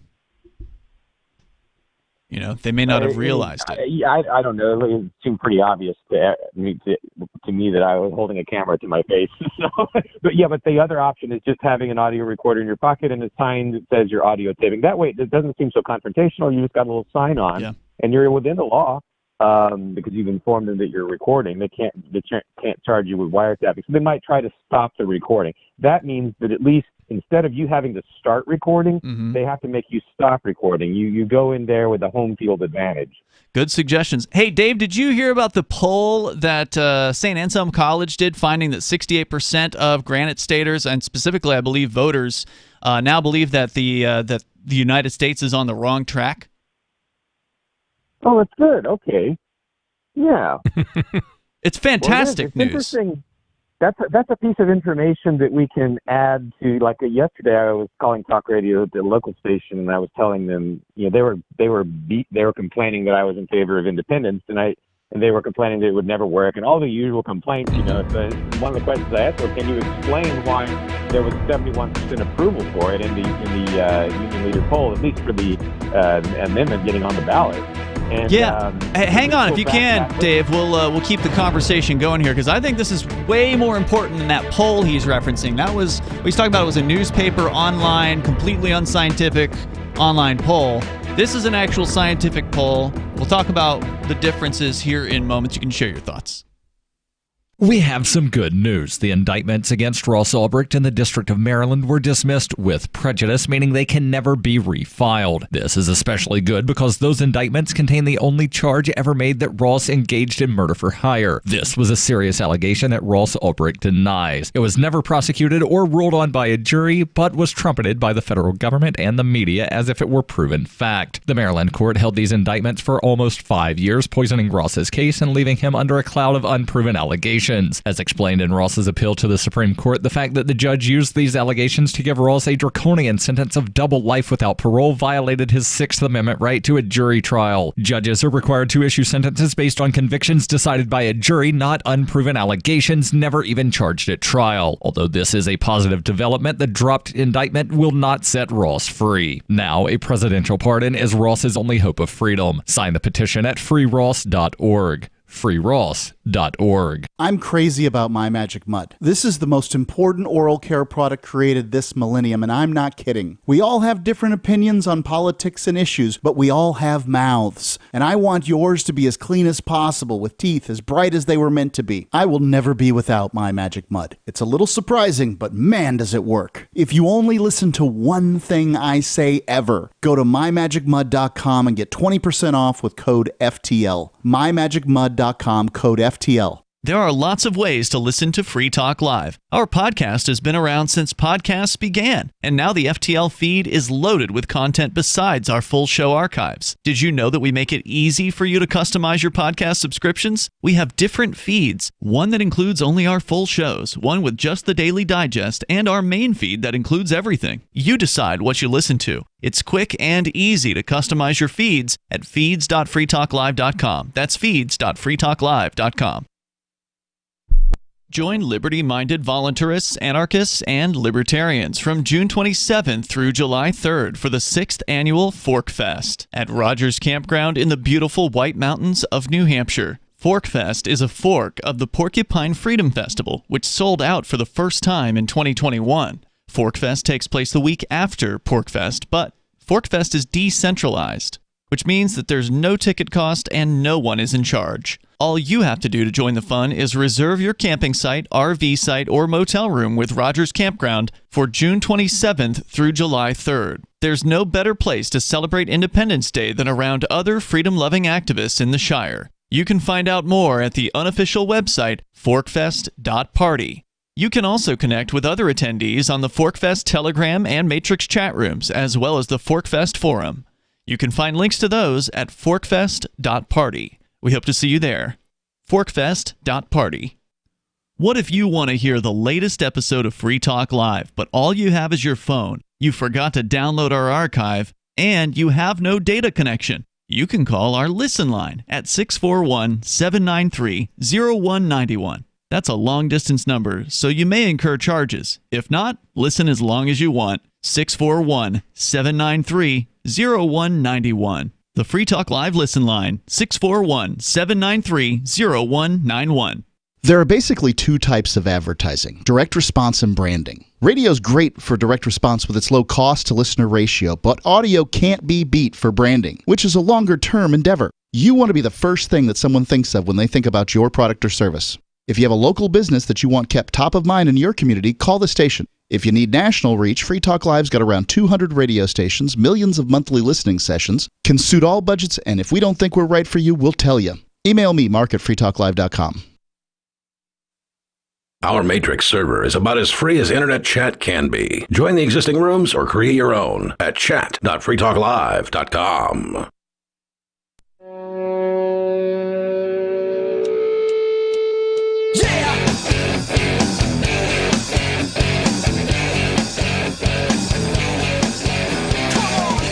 It's Free Talk Live. You can bring up what you want. The number is 603-283-6160. That's 603-283-6160. Whether it's the courtroom tyranny that activists have faced for many years or whatever happens to be on your mind. Coming up, we're going to get into this poll. And there's really not a whole lot that's of interest. Mostly it's one of those polls that for the most part is about like, well, who are you going to vote for U.S. Senate? That's boring crap. But they actually did ask people in this poll that St. Anselm College conducted with 1,323 registered New Hampshire voters. So these are people who are already registered voters. So they're not talking to the non-voters. Talking to just New Hampshire voters. 68% of them, people in the Granite State, New Hampshire voters, now believe the nation is on the wrong track. And only 21% said that the nation is heading in the right direction, which means that there was still some number of people that wasn't quite sure. What's with that 21%? Like, hello? Like, who's looking out their window going, "Oh, I love this direction. This is Hardcore fantastic." Democrats, hardcore Biden supporters. Oh, right. We're crushing opponent views. We've got control of the media. The CIA Fascism. can do whatever it wants. The Epstein file is no longer a threat to me. I can I don't know. Yeah. So you got let's see, was that 11% unknown, or 11% without an opinion, or 11% maybe they're not sure? I don't know what the other option was. 21% with Pfizer stock. Yeah. So Ridley, you're back on the line here. You're a big fan of New Hampshire Exit. I believe you operate New Hampshire NHExit.com. Is that right? And so, I mean, this is the first you've heard of this particular statistic. Let me break it down a little bit further, and then I just want to get your thoughts on it, because you were talking about calling into a local talk show about independence, and you didn't get to finish the story. But before you continue with your story, they did do a little bit of a demographic breakdown here by voting party. So 95% of Republicans say the nation's heading in the wrong direction in New Hampshire. 74% of undeclared voters, which, just so you know, in New Hampshire elections, it's the undeclared voters that are who you want to pander to if you're a candidate. They're the ones you got to convince, because the undeclared voters are the plurality of the New Hampshire electorate. There's not a majority of Republicans. There's not a majority of Democrats. It's the undeclared voters in New Hampshire. Those are the people who are not registered with either party. They are undeclared. 74% of them said America's going in the wrong direction. And 44% of Democrats split. So 44% saying the U.S. is on the right track, 35% of Democrats saying it is on the wrong track, and 20% of Democrats saying they are not sure. So it's the Democrats that really skewed these numbers down. Without them, we'd have more than 74% saying the country's on the wrong track. So what happened with this radio show you were on? Give us the story, Dave. Oh, yeah. One of the hosts, he just takes what I say about NH independence and says, "Oh, okay, great." The other host loses her mind. Which the show? This is Matt Connaughton's show in Manchester. Okay, gotcha. So the co-host was, she brought independence up, not me. She was just trying to use it to prove that I was crazy. Is this the former Free Stater? Yes, Jen Coffey. The one who's turned, she's gone anti-freedom? Correct. Okay, got it. Another one? Yeah, sadly. Yeah. She had some kind of a run-in with her family, and I guess her family was pro-freedom, and so she decided to throw this baby out with that bathwater. Her family was pro-freedom, so that made her anti-freedom? Something like that, yeah. That's so strange. That is the woman who made it possible for you to carry a switchblade in New Hampshire. Correct. She was a state rep. She was one of the earlier movers for the Free State Project, and she was a successful state rep, as you pointed out. Mm-hmm. She legalized not just switchblades, but they basically ended any prohibition on any kind of knife knives. laws, yeah. Yeah, in New Hampshire. So she's got a nice little feather under her cap, but apparently she went crazy with power or whatever and decided she was anti-liberty. Well, I think she's also been in a lot of pain. She's had a lot of physical challenges. I'm not sure why that would affect somebody's feelings towards freedom, but so she is anti-independence, is what you're saying. Yes. Okay. However, she actually, what was interesting in this, it's always an explosion when she and I are talking on the radio, but she agreed as part of that explosion that we actually should be able to vote on it. And so technically, How generous. she's in favor of the amendment being on the ballot too. So, excellent. That's the real winning issue there, right? And but yeah, I'm going to upload the call to forum.shire Society shortly. Probably in the next couple of days. But if you go to forum.shiresociety.com, there's it's just like a media coverage thread or NH Independence media coverage thread, and there's usually 5 or 6 new things there every week at least. Yeah, I love it. What do you think about this polling number? Given that if this gets on the ballot, if this can get through the State House and the State Senate, which requires over 60%, so it's a challenge. But if it does get onto the ballot in 2022, it requires a 2/3 majority to pass. And you've got 68% of voting Granite Staters saying America's on the wrong track. What does that mean for the possibility of New Hampshire independence? I still doubt we can get 2/3.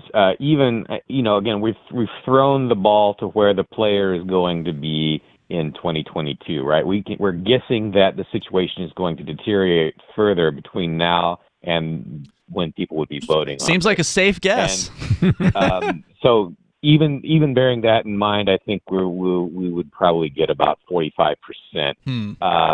And that's enough to make a huge difference. Again, Scotland was only at 25% support for independence in 2011. And by the time it was voted on, it was 50-50 basically. And then now if it gets voted on again, I think they'll be independent.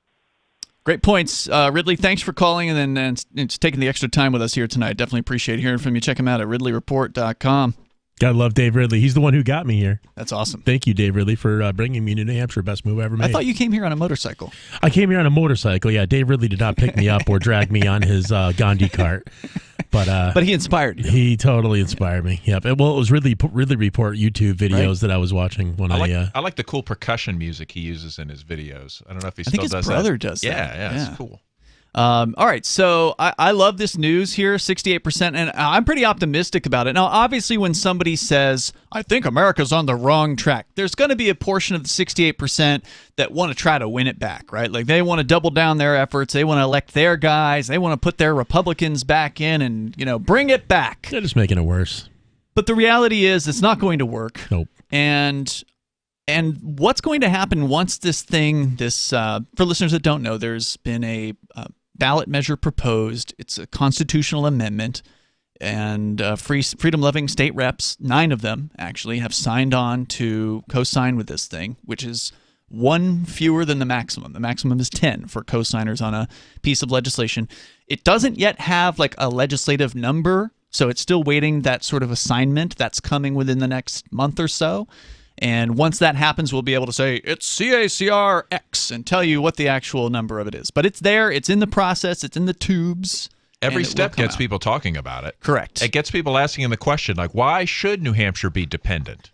And that's the whole point of this first try, is to get that conversation started. Honestly, this should have happened a decade ago, but better late than never. I mean, what is their number one reason to remain dependent on these these idiots in Washington, D.C., these scumbags, thieves, pedophiles? These are some of the worst human beings that have walked the planet. Absolutely vile. I think it's disgusting, and people say, like, I'd like to be ruled by them. I think if you ask people, you'll find different answers. From what I've heard, some people will say the military. Some like righties, right wingers, will say the military. Well, because so New Hampshire will get invaded without the military. I don't know what Canada they think. I think they think China's going to come over, cross the Pacific, and then come up. Yeah, I could just see them like bringing in all these cargo container ships and wanting to come into the port and offering goods perhaps at a low cost. Yeah, I mean, it's ridiculous. And I think that's kind of the point of this, is to get these objections to come out. Let's find out what the objections are, because we're going to hear them. Whatever they are, we're going to hear about it.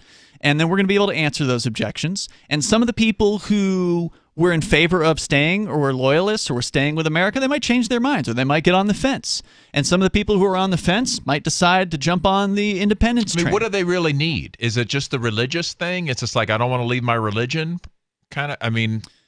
Well, I mean, Daddy might punish you if you leave the religion, right? Like the priests may give you a spanking if you. Well, and I'm sure there are people that are scared. There are ones that are like, well, Lincoln settled this question. That one will come up too. Like, yep. They'll kill you.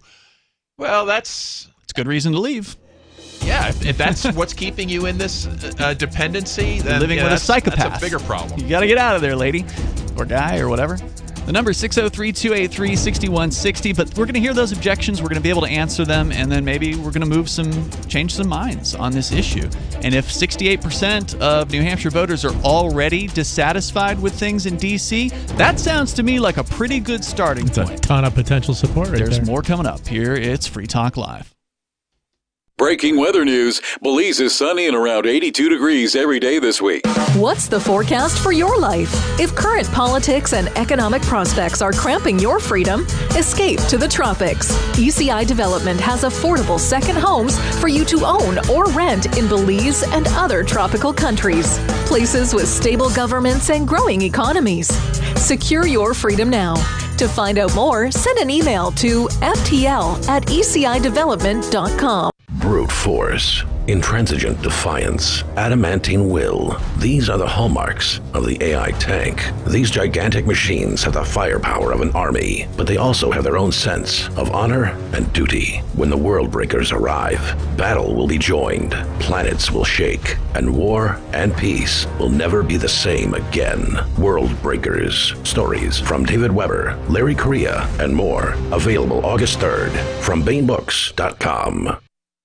Looking for a great real estate investment? Consider New Hampshire, which is ground zero for the Liberty Movement. Your first call should be to Mark Worden from Porcupine Real Estate. He's more than just a real estate agent. He's your New Hampshire concierge. Where are the best places to live? Do you want farm, city, the burbs, or forest? Do you want a duplex or multifamily building so that renters pay your mortgage? There are homes in all price ranges in New Hampshire, and Mark can help with financing too. Invest in Liberty and property. Mark Worden can help. PorcupineRealEstate.com.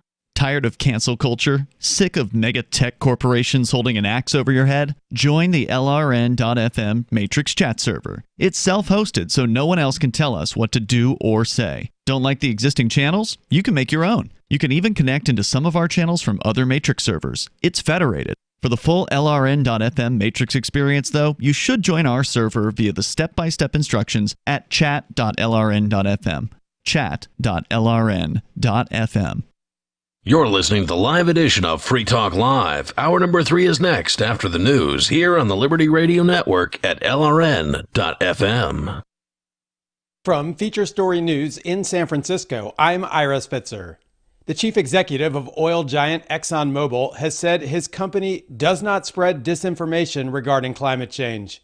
He and other industry leaders are testifying before the U.S. Congress amid accusations their companies misled the public over the role of fossil fuels in global warming. FSN's Kate Fisher reports from Washington. The appearance of the 4 oil executives from ExxonMobil, Chevron, BP, America and Shell has drawn comparisons to a high-profile hearing in the 1990s with tobacco executives who famously testified that they didn't believe nicotine was addictive. Democrat lawmakers say the industry spent decades denying its products' role in global warming. The oil companies say they hope to use the hearings to highlight recent efforts to address the problem. It comes days before world leaders gather in Glasgow for the UN's COP26 climate change conference, where world leaders will be pressed on their plans to cut greenhouse gas emissions. Kate Fisher, Washington. Facebook has announced it's changing its corporate name to Meta to reflect what it says will be a growing focus on a range of products for the virtual metaverse. The term metaverse refers to a shared immersive virtual environment that people can access through different devices. Here's Meta's CEO, Mark Zuckerberg. Our company is now Meta. Our mission remains the same. It's still about bringing people together. From now on, we're going to be metaverse first, not Facebook first. That means that over time, you won't need to use Facebook to use our other services. The name change comes on the heels of the leaks of internal documents by whistleblower Frances Haugen that have portrayed the company in a negative light on issues ranging from spreading misinformation to the effect of its products on children. A criminal complaint of forcible touching has been filed against former New York Governor Andrew Cuomo. It's been over 2 months since he resigned in the wake of a sexual harassment scandal. FSN's Sarah Walton reports. The complaint filed at Albany City Court on Thursday relates to an incident at the governor's mansion on December the 7th last year, when Cuomo is accused of forcibly placing his hand under the shirt of the victim. Forcible touching is a Class A misdemeanor, punishable by up to a year in prison and 3 years of probation. It's been over 2 months since a bombshell report by New York Attorney General Letitia James accused Andrew Cuomo of sexually harassing dozens of women, which eventually led to his resignation. So far, the former governor has not responded to Thursday's complaint, but he has always strongly denied any wrongdoing. Sarah Walton, New York. Both the S&P 500 and the NASDAQ closed at record highs as the strong third-quarter earnings season continues. It comes despite disappointing new figures for U.S. economic growth. From Bureaus Worldwide, this is FSN. With FSN Spotlight, I'm Simon Marks. Today, looking at the extraordinary life of one of the survivors of the U.S. nuclear attack on the Japanese city of Hiroshima. Swano Tsuboi died on Wednesday at the age of 96. On August the 6th, 1945, he was a student heading to class when the U.S. Air Force crew aboard the Enola Gay dropped the atom bomb that devastated the city. FSN's Phoebe Amoroso in our Tokyo bureau tells us more about him. Tsuboi was just a 20-year-old student when the bomb hit.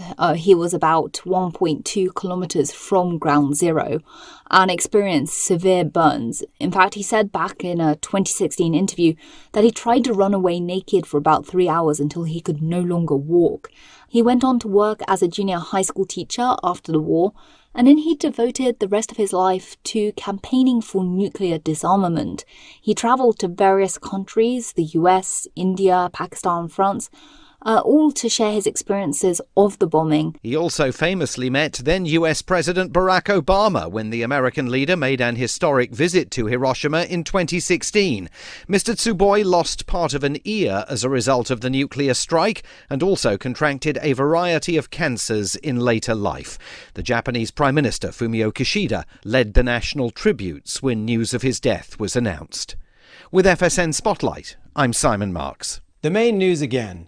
Oil industry executives testify before the U.S. Congress amid accusations their companies misled the public over the role of fossil fuels in global warming. Facebook changes its name to Meta to reflect a growing focus on the virtual metaverse. And a criminal complaint of forcible touching has been filed against former New York Governor Andrew Cuomo. That is the latest. Feature Story News, Ira Spitzer reporting. Fans of the Tour de France will be disappointed to hear that the race has been put on hold for an indefinite amount of time, as many of the world's top cyclists are currently riding over to the creek to check out cool bugs. Our Chad Williams is live in Bergerac, France. Thanks, Rachel. Roads that should be full of bikers are empty this afternoon. Right now, the riders were supposed to be here making the climb up the legendary Mont Ventoux, but instead, they rode into the woods after German cyclist Andre Greipel heard that there were a bunch of stick bugs down at the creek, and then everybody wanted to go down there and throw rocks at them. That's when Dmitry Muravyev reportedly skinned his knee but didn't care, and Irish champion Nicholas Roach announced he saw this big weird frog with like an extra arm or something, but it was hard to tell because it hopped away too fast. Race officials have not put a time frame on when the event will pick up again. People keep saying that this is going to delay the race, but if I know these boys like I think I do, they're going to find some awesome shortcut through someone's backyard. This is the Onion News Network.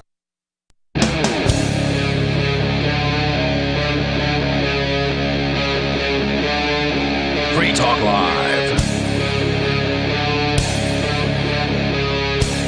This is Free Talk Live. We're kicking off the third hour of the program. Phones are open for you if you want to join us. The number is 603-283-6160. Coming up, Matt, you wanted to talk to us about custodial wallets and why that's a really bad plan. I presume that's what you're going to say, but we'll get into that. Coming up here, it is Ian, Matt, and special guest Jim Babb in the studio with us here tonight. How exciting, Jim Babb. It's always exciting. Jim Babb's here with you. Yeah, it's awesome. By the way, he's known for throwing really killer parties at the Porcupine Freedom Festival and Fork Fest, so don't miss that next year. I imagine you're going to be there, right, Jim? Yeah, and you better be there, too. I'm planning on it. I've already got tickets, so all right. I'm living into the future in which that I will be able to attend. Good.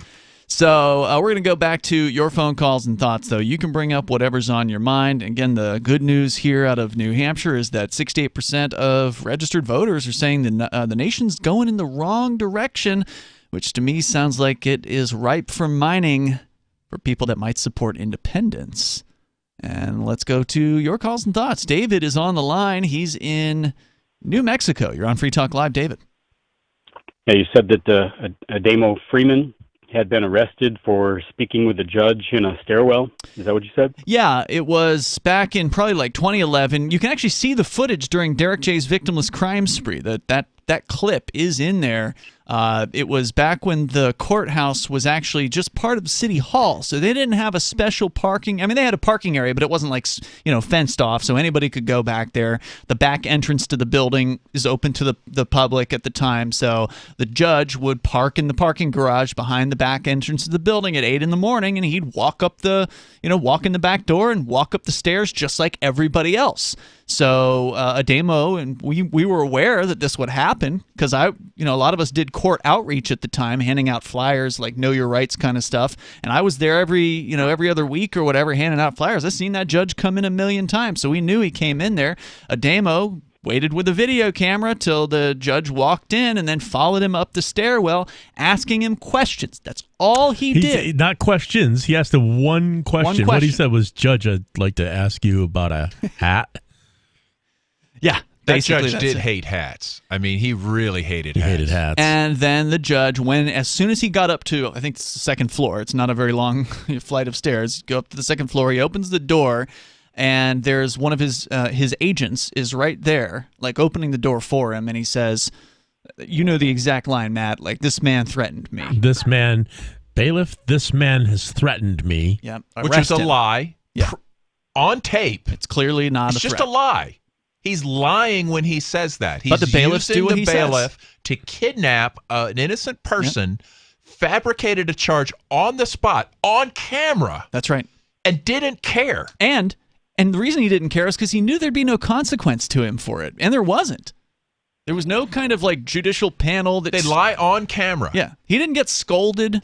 He didn't get, his pay docked. He didn't get thrown in jail. He didn't get thrown in jail for an equivalent 10 days or whatever. No, nothing happened to him. Ademo sat in jail for more than a week. They finally dropped the charges, and then they let him out. And that was the end of that story. Well, they knew they didn't have any case. Right. So that's what happened, David.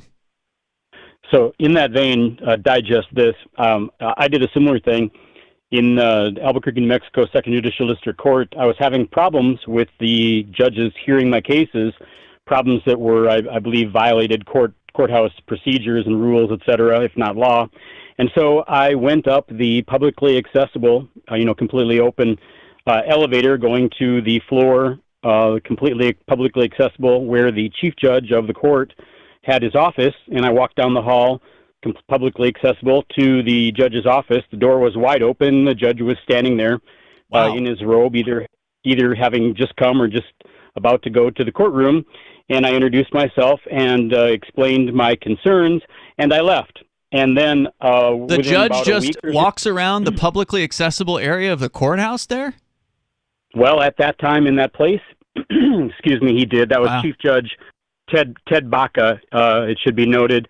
Ted Baca was chief judge at the time. So here's what happened. About a week later, I received served in the mail, this very short order, administrative order, this matter having come before the court sua sponte, meaning the court brought it up themselves. There's no other outside complainers. The court decided to do this all by itself. This court has the inherent authority to control proceedings before it in an orderly fashion.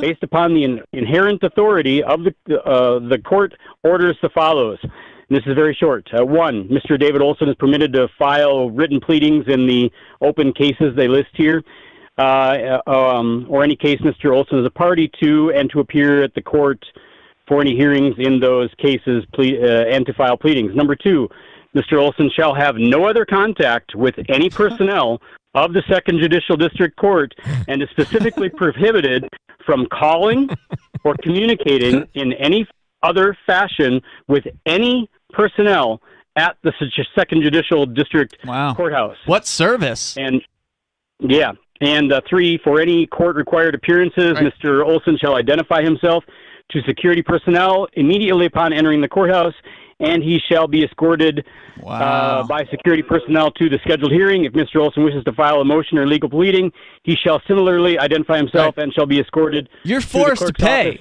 for this service, but yet you aren't allowed to avail yourself of it anytime you want to, for whatever reason you want to. The last bullet point, number 4, in bold print, any violation of this order is subject to contempt. And could result in severe sanctions up to and including fines and jail time. This order shall have the full force and effect of law. Ted Baca and Elizabeth Whitefield. And he's a judge of the legislature. What is it? Wait, he's making laws. He made law. You saw it. You heard that correctly. He made law. And then the governor signed off on that. Of course, sir. Okay, that sounds interesting. Wow. Well, just because you said think they are the law. Yeah, just because you said something to this guy in a public hallway. Right. Yeah. In a very, very polite, in a much more polite manner than I'm speaking to you. Wow. Yeah, not a surprise at all, David. Thanks for sharing that story with us. That's the system. I'm glad they're scared of people. Yeah. Like they shouldn't. They should be able to. They should feel like I can't walk around in public because everyone hates me. Like they should feel that way. They should feel like every normal person they encounter could be the one that it's gonna do something. Like somehow try to get back at them for their life of evil deeds. Yeah, I'm always surprised when I see that judge walking around town. Like every now and then I'll see him. I've never seen him in person. Yeah. Mm-hmm. He was out at. Let's see. The last time I saw him and spoke to him, because I'm always kind to these people. Just tip your hat, even though these people have put my friends and me in behind bars. Try to be as kind as possible, forgiving. I try to practice forgiveness for these folks.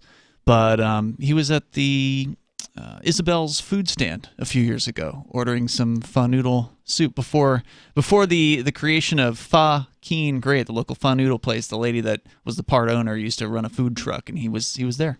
And he and I had a little brief conversation about him being in retirement. And people still serve him food and stuff in town. Yeah, without spitting. Like he's a regular without person. Spitting in it. I wouldn't serve him. Well, we don't know that for certain. That's true. Like I'm just going to imagine that wherever he's going, people are doing horrible things to his food behind the scenes. Yeah, it is always entertaining to see when you look up the directions to a courthouse on Google, how piss poor the reviews are of every single one of them. It's rare that there's more than a couple of reviews, but the courthouse I was at last week, the one out in Brentwood, it had 2 reviews and it had 1 star on Google. No one has anything nice to say about these places. Yeah, they can't even do child trafficking well. It's just nobody likes them. So, you want to join us here? You can. Coming up here, Matt, you're fired up for some reason about custodial wallets. And we're going to get into that. Okay. What inspired this topic? I ran. How much time do we have before we go to break? Not much. All right. So I ran a contest on my Facebook page. Before they shut you down, you mean? Yeah. This is the last thing I did before they gave me another 30-day ban. I asked if anybody could guess what my girlfriend's wake-up alarm song was, I would give them $5 worth of Doge.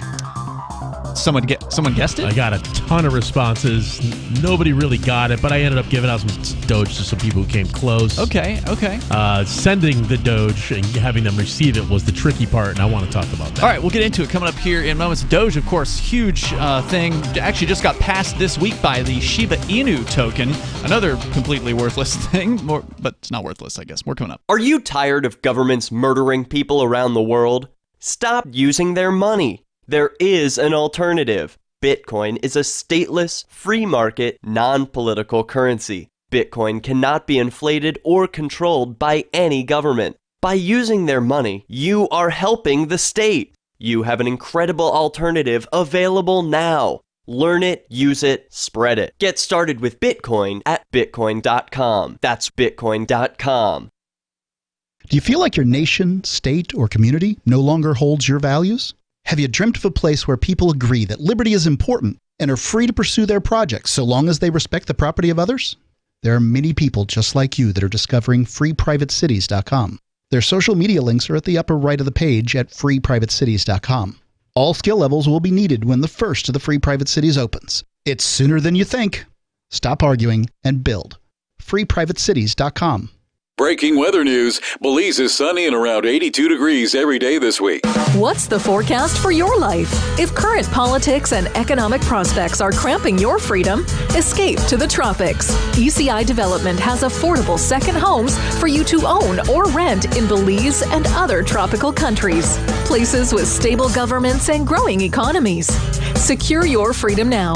To find out more, send an email to ftl@ecidevelopment.com. When Monster Hunter International discovers one of Isaac Newton's wardstones being auctioned off, they decide to steal it and use it to destroy the Chaos God once and for all. But a mysterious thief upends their plan, and it soon becomes a race against time as something much older and infinitely more evil awakens in the jungles of South America. Monster Hunter Bloodlines by New York Times bestselling author Larry Correia and Baen Books. Visit monsterhunternation.com for more.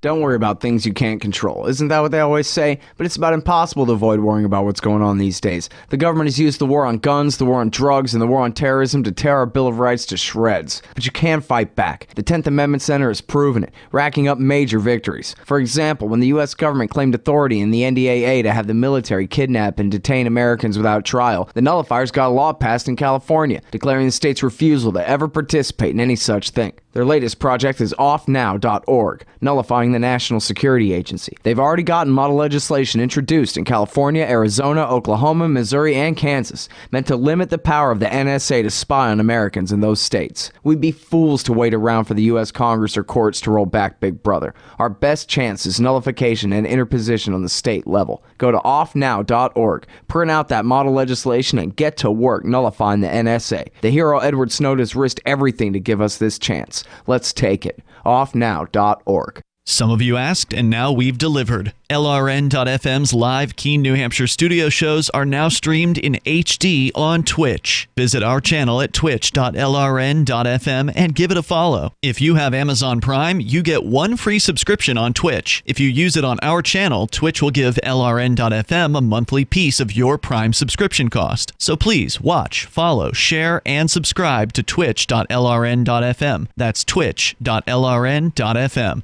So you've signed the Shire Society Declaration and are planning your move to New Hampshire to be around more liberty-oriented people. Next, sign up for the Shire Society Forum at forum.shiresociety.com. There are a bunch of people there who are already in the Shire, and they want to meet you. If you're already in the Shire physically, you should also come by the forums. Remember, not everyone uses Facebook. New people are signing up for the Shire Society Forum every month, so drop in and say hello at forum.shiresociety.com. You can stick it to the man and big tech. Join our FTL social mastodon at social.freetalklive.com.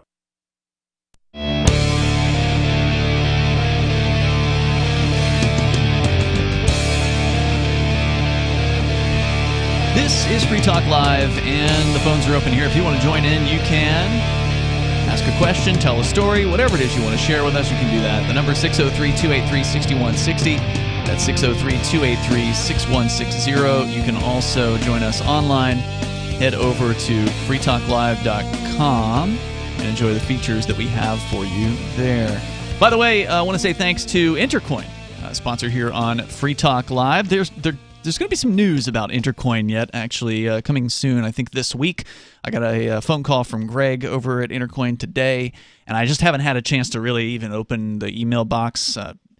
Had to take Coconut to the vet earlier, so it's been a bit of a busy day, but apparently Intercoin's going to get listed on their first exchange.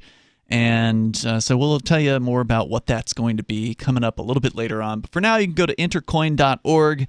And if there's a token that you want to launch or an app you want to build for your community, go to intercoin.org. You can enter your email, and the team will get in touch and learn about your needs. And while you're there, if you want, you can get some of the Intercoin investor tokens for yourself. So head over to intercoin.org. And I guess talking about exchanges kind of gets into, I presume, some of what you want to discuss here, Matt, tonight. You had a contest that you ran on social media.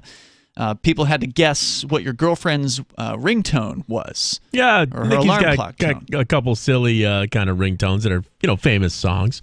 And one of them was, I woke up earlier than she did a couple days ago, and I said, oh, she's got the silliest, alarm clocks that go off, and it was Grateful Dead Shakedown Street. Okay. I was like, and it's got a good vibe too, so it'll get you out of bed. It's a pretty nice thing to wake up to.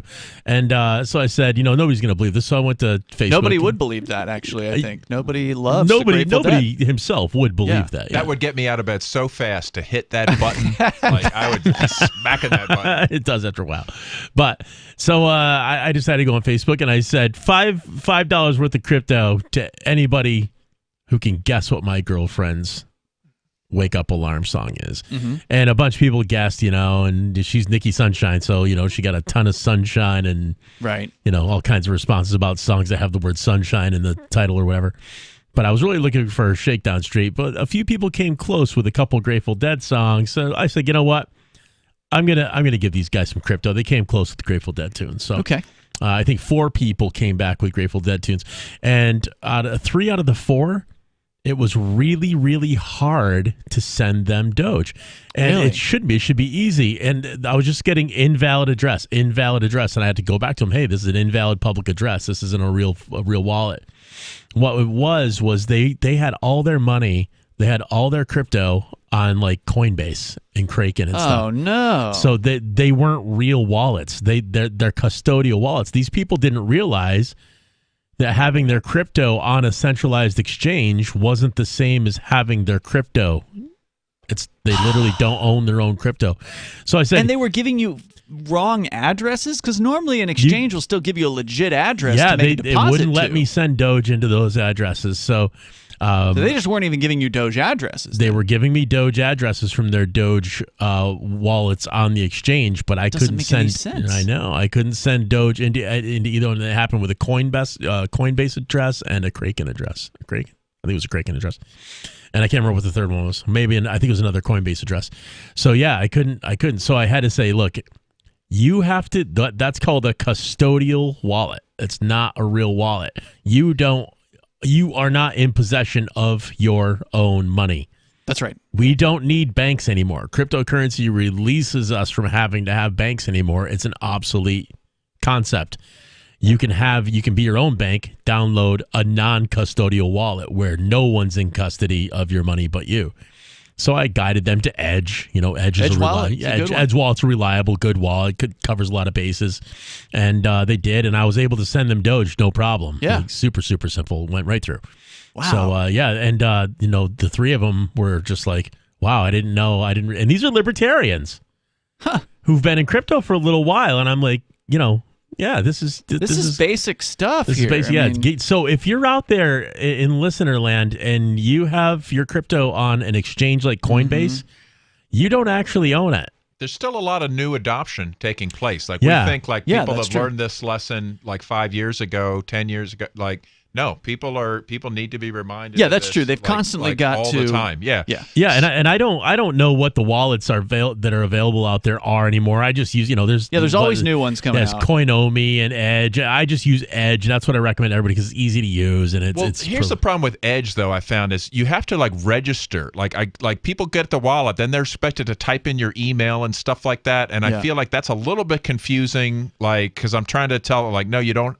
It's not connected to your email, but then here it is. And once you get over that, Edge is that's so easy to interesting use. that's your objection, because to me that's what makes Edge useful for a newbie is that, well, actually they don't require an email, they require a username, and that can be anything you want it to be. So it's a username password login instead of you get 12 words to write down, which is so when you create a crypto wallet, for listeners that don't know, if you're not on Coinbase or something like that, you have to back up your wallet, or else if you lose your phone, then your crypto's gone forever. So you have to have some sort of an off-phone backup system. And typical wallets, you got to write down 12 to 24 words, depending on which wallet it is. And that's a little burdensome. Most people are used to username, password, and so Edge has that familiarity.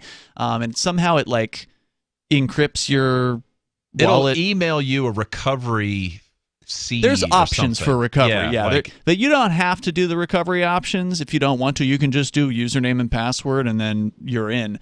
And somehow they like encrypt, they like hash up your wallets, and I don't know how they do it. I can't explain how they do it, but I've tried to, every time I always, get somebody new that's got their wallet, and I always have to tell them, like, now, here are the horror stories, right? There's people that are digging through a landfill today, still trying to find that hard drive. Yep. Okay, like, don't be that guy.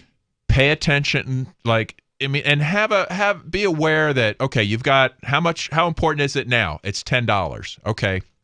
So it's not that important. Okay. You're not going to pay attention to it. Right. But then it goes 10x, 100x, next thing you know, you've got real money and then you're like, well, where was that? What was that phone? What was it? Like, Yeah. don't be that Don't person. be that guy. Take it seriously. Yeah, pay attention, especially like if you decide you're going to take it seriously, and before you get any kind of substantial thing, just understand what the backup routine is. Practice doing it. Do disaster recovery. Whatever your wallet is, even a hardware wallet, practice using your seed words. Practice pretend like, oh, I just lost my Trezor. Right. Now what do I do? Go through the steps. Yeah, like actually do it a couple times because it gives you the confidence to understand what's happening, and you don't want to experience a problem 10 years from now. Oh, that's my kid's college fund. Oh, There goes your retirement. Yeah, like you're being your own bank for good or for bad. Right. And then the good of that is you are in control and no one can take that away from you. The bad of it is you're in control, and if you don't take it seriously, then you could do something stupid. Yeah, like you got to be responsible for you lose your wallet, you lose your wallet. What happens in real life? You lose your wallet, you lose your wallet. That's what happens. Right. But with Edge, I mean, you just have like a username, password, you get in, and you can just log into a new phone if you get a new phone or whatever that's and there. Edge does allow you to also get the 24-word backups for each individual wallet. So if you want to go full on, like maximum backup with Edge, you can do that. Yep. So it is like a power user wallet, but it's also and easy you can for grab a your newbie. private keys too. You can just get your private keys for each wallet too. The 24 words for each wallet. There's more coming up here. You can join us on Free Talk Live. Carl Watner, longtime proponent of a voluntary society, died last December. You may have seen his articles published on his website, voluntarist.com, in his newsletter, The Voluntarist, the Mises Institute, or elsewhere over the last 40 years. His newest book, I Must Speak Out, Volume 2, The Best of the Voluntarist, is now available via Liberty Under Attack Publications. This 430-page second volume spans the years of 2000 through 2020 and includes articles by Carl Watner, Hans Hermann Hoppe, Carl Hess, Benjamin Tucker, George H. Smith, Lysander Spooner, Pete Eyre, Joyce Brand, and many others. I Must Speak Out is for the newly initiated, the veteran voluntarist, or anywhere in between. Buy the book now at libertyunderattack.com/voluntarist. For more great content on building a voluntary society and for Carl's extensive archives, check out voluntarist.com. From Feature Story News in San Francisco, I'm Ira Spitzer. The chief executive of oil giant ExxonMobil has said his company does not spread disinformation regarding climate change. He and other industry leaders are testifying before the U.S. Congress amid accusations their companies misled the public over the role of fossil fuels in global warming. FSN's Kate Fisher reports from Washington. The appearance of the 4 oil executives from ExxonMobil, Chevron, BP, America and Shell has drawn comparisons to a high-profile hearing in the 1990s with tobacco executives who famously testified that they didn't believe nicotine was addictive. Democrat lawmakers say the industry spent decades denying its products' role in global warming. The oil companies say they hope to use the hearings to highlight recent efforts to address the problem. It comes days before world leaders gather in Glasgow for the UN's COP26 climate change conference, where world leaders will be pressed on their plans to cut greenhouse gas emissions. Kate Fisher, Washington. Facebook has announced it's changing its corporate name to Meta to reflect what it says will be a growing focus on a range of products for the virtual metaverse. The term metaverse refers to a shared immersive virtual environment that people can access through different devices. Here's Meta's CEO, Mark Zuckerberg. Our company is now Meta. Our mission remains the same. It's still about bringing people together. From now on, we're going to be Metaverse first, not Facebook first. That means that over time, you won't need to use Facebook to use our other services. The name change comes on the heels of the leaks of internal documents by whistleblower Frances Haugen that have portrayed the company in a negative light on issues ranging from spreading misinformation to the effect of its products on children. A criminal complaint of forcible touching has been filed against former New York Governor Andrew Cuomo. It's been over 2 months since he resigned in the wake of a sexual harassment scandal. FSN's Sarah Walton reports. The complaint filed at Albany City Court on Thursday relates to an incident at the governor's mansion on December the 7th last year, when Cuomo is accused of forcibly placing his hand under the shirt of the victim. Forcible touching is a Class A misdemeanor, punishable by up to a year in prison and 3 years of probation. It's been over 2 months since a bombshell report by New York Attorney General Letitia James accused Andrew Cuomo of sexually harassing dozens of women, which eventually led to his resignation. So far, the former governor has not responded to Thursday's complaint, but he has always strongly denied any wrongdoing. Sarah Walton, New York. Both the S&P 500 and the Nasdaq closed at record highs as the strong third-quarter earnings season continues. It comes despite disappointing new figures for U.S. economic growth. From Bureaus Worldwide, this is FSN. Don't miss a moment of Free Talk Live. Get our archives daily via our podcast at feeds.freetalklive.com.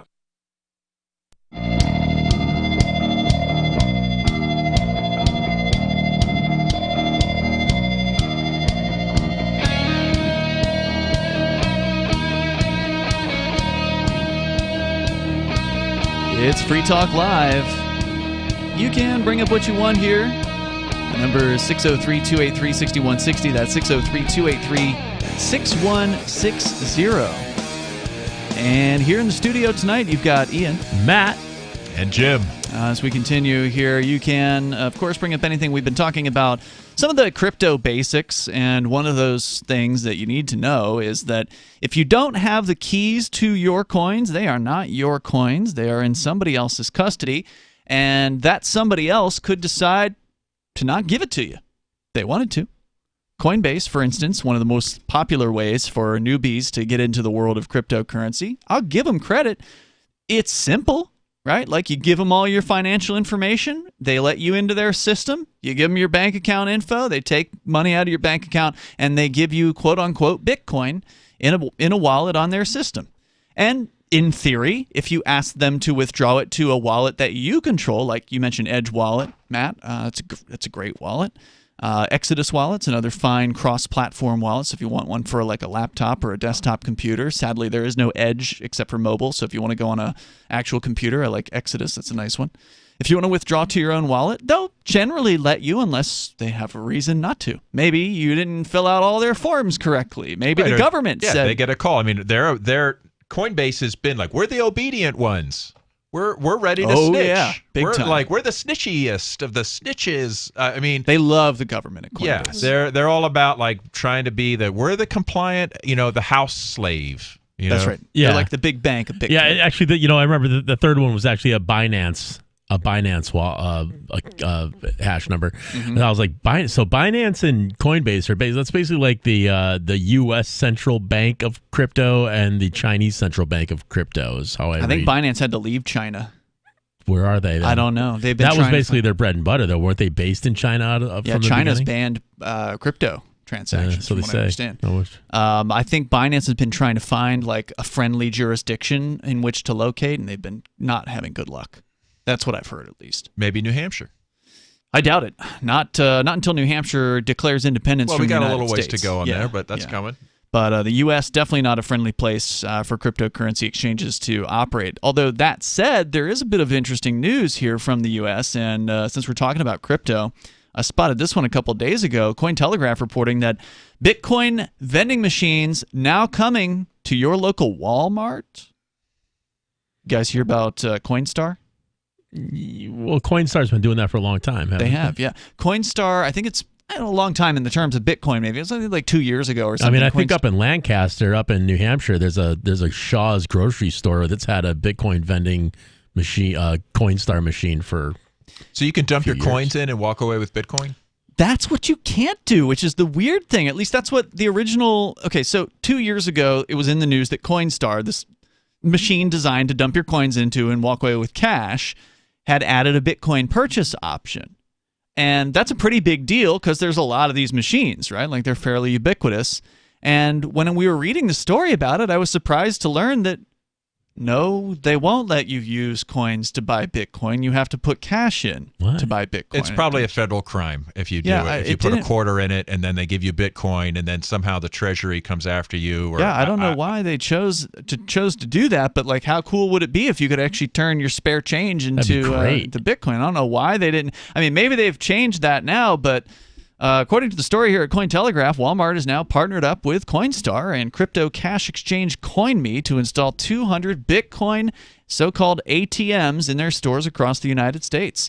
Although the pilot only includes 200 kiosks, the broader launch plans to eventually see the installation of 8,000 Bitcoin ATMs across the country at Walmart locations. Wasn't it somehow recently they're arresting people for Bitcoin ATM usage? You're talking about the Crypto 6? Yeah. Like, I guess first they have to clear the deck, right? Like, let's just get all these other players out of the way, and then we'll bring in Walmart. Basically. Yeah, because when they what you're referring to is me and Aria and Nobody and a few of our other friends, 6 of us got arrested. You're wearing the shirt tonight, Jim, so thank you for that. Free the Crypto 6. TheCrypto6.com is a website that supporters set up to put the word out about what happened. But yeah, crypto vending machines were involved in the allegations in that particular case. But we're not Walmart. Walmart's got a lot of attorneys. Walmart's got a lot of money. They are more than willing to jump through whatever governmental hoops are put in front of them. Yeah. And so, I think it was I don't know exactly when it was, but it was very, very close to the time of the raid is when Coinbase went public too. So, I mean, it looks like they're literally trying to clear the deck, as you said, the deck of small competitors so that they can bring in, the big corporations, the big moneyed people. I mean, that said, I got nothing against somebody putting a Bitcoin ATM. I mean, most people want to jump through all the government hoops because they don't want to have an armed gang crashing through their front door or busting in their windows at 6 a.m. So, can't blame them for that. But that's the reality. Most of these Bitcoin ATM people just ask all the governments, what can I do? What can I do to help you? Well, it's a dangerous area between Bitcoin and the government and the fiat, this interface. Like if you're all in Bitcoin, you're fine. You're fine, right. Right? But anytime you have to interface with the fiat system, they can control that very well. They've got that buttoned down. So Coinbase, use it, but understand that that's just like a bank. It is a bank. And the bank is basically part of the government now. So you're working with the government. You're going to get Bitcoin from them. At least get it out of there as soon as you can and get it somewhere else. And understand that it's now part of the public record. And they're going to be everything you do, that whole $600 thing. I mean, they're supposedly backing down from that, but they're just going to bring it back around. It's going to come out again in another form. Coinbase has already been giving out information to the IRS about crypto holders. This is nothing new. Nope. It's part of the agenda. It's clear. Obviously, they have no bigger obstacle than Bitcoin, right? So they're really concerned about people being able to duck. Basically, they're swinging punches, and they're like, "Whoa, wait a minute! You're not allowed to duck. We're debasing the currency here." Yeah, you got to use our money. Yeah, because if not everybody does it, it doesn't work. This is the first time in history, really. I mean, where there's been an easy out for people to get away from the ravages of inflation and crypto. Yeah, you can always use gold and silver to some extent, but there's been a lot of controls and a lot of manipulation in those markets. And it's very difficult to travel. Immigrants showing up on at Ellis Island with their life savings and gold. You can't do that. It's just they won't let you leave the country with more than $10,000 in your pocket or $10,000 worth of gold or whatever. You're not going to get through the airport with a stash of gold in your suitcase. TSA is well trained to look for gold. Yeah, absolutely, and you're never going to get it back. And iPads, and especially for marijuana, people that whatever, anything they can pocket, but. But now you've got Bitcoin, you've got other cryptocurrencies that have a controlled amount. There's never going to be more than 21 million Bitcoins, and they hate that. They hate the fact that they have no control over this, and that you can get in and out of this thing. That's where they're trying to control those choke points, and they're doing a pretty good job of it. They hate privacy. They hate Monero. They really hate Monero because they can at least trace Bitcoin. and they don't know what to do about Monero. They're trying to just convince exchanges to take it offline. They've had a lot of luck with that, right? It's very difficult to buy and sell Monero on I mean, you can't get it on Coinbase or any of these places, can On you? domestic exchanges, I don't think it exists on. I think Kraken used to have it. I don't know if they still do. You can get it on local Monero. Yeah, you can. Now, just keep in mind there's severe risks in using those peer-to-peer platforms. There's a lot of scam artists on there. So, you got to mind your business there. You got to be very, very careful when you're dealing with those folks. And isn't it mostly feds? And I mean, there are feds there too. Yeah, you got to watch out. But you know what? To the extent that Walmart is making it easier for people to get their hands on Bitcoin, I still think this is great news. I mean, 8,000 Bitcoin ATMs. All you got to do to get Bitcoin now is go to Walmart. I mean, that's pretty convenient. I hope it's a good rate. People are there already. In fact, I noticed that our Walmart here in Keene got a Coinstar unit. So I don't know if all Coinstars are enabled for this yet, or we're one of the 200 test stores. I can't use Bitcoin by my bail conditions, so maybe somebody could go check that. More coming up. Why did you move to the Shire? I moved here to the Shire because there's other people around who take liberty just as seriously as I do. I moved to the Shire because I saw videos of people challenging authority and thought that I could get support myself. It called to me, like, do this, right now. I wanted to be around people like me who got it, and once I got here, I knew there was nowhere else that I wanted to be. I've always wanted to change the world, so I moved to the Shire to join people who were actually working towards doing the same thing.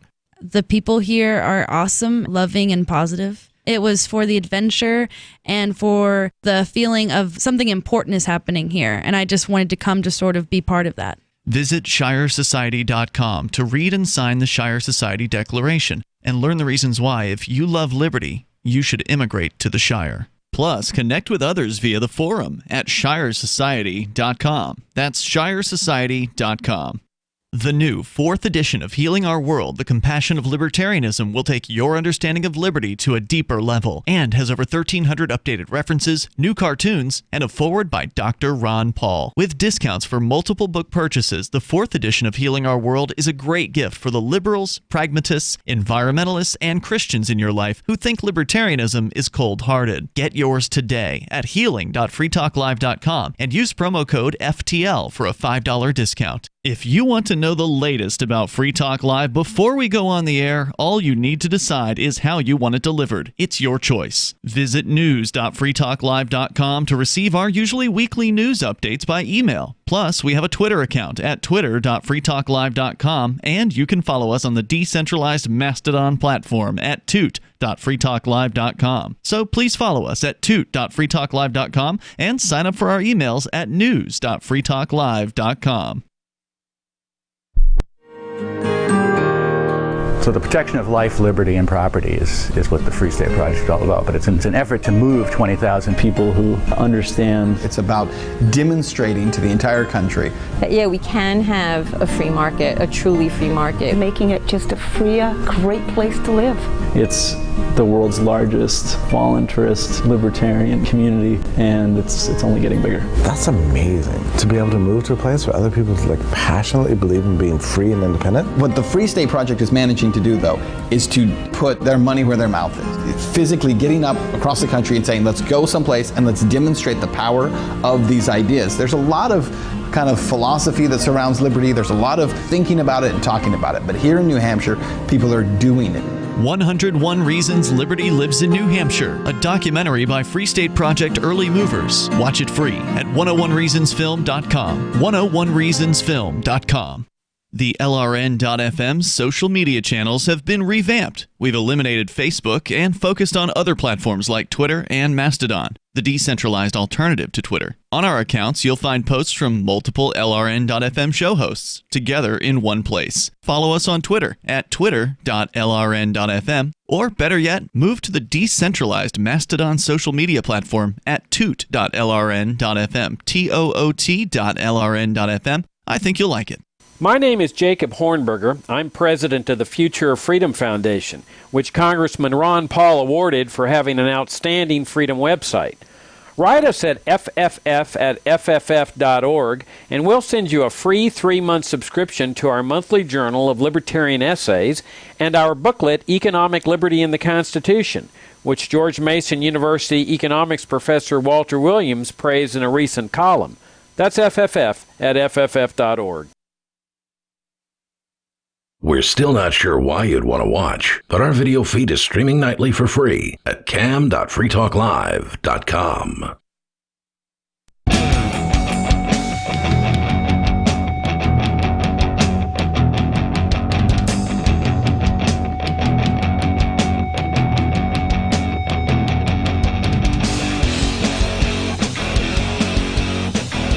It's Free Talk Live. Moments remain here. Enough time for you.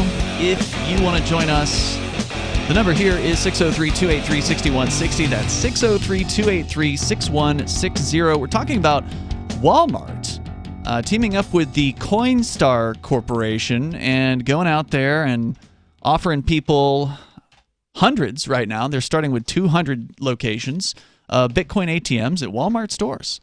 That they're going to look like Coinstar machines, but apparently they're going to have a Bitcoin purchase option.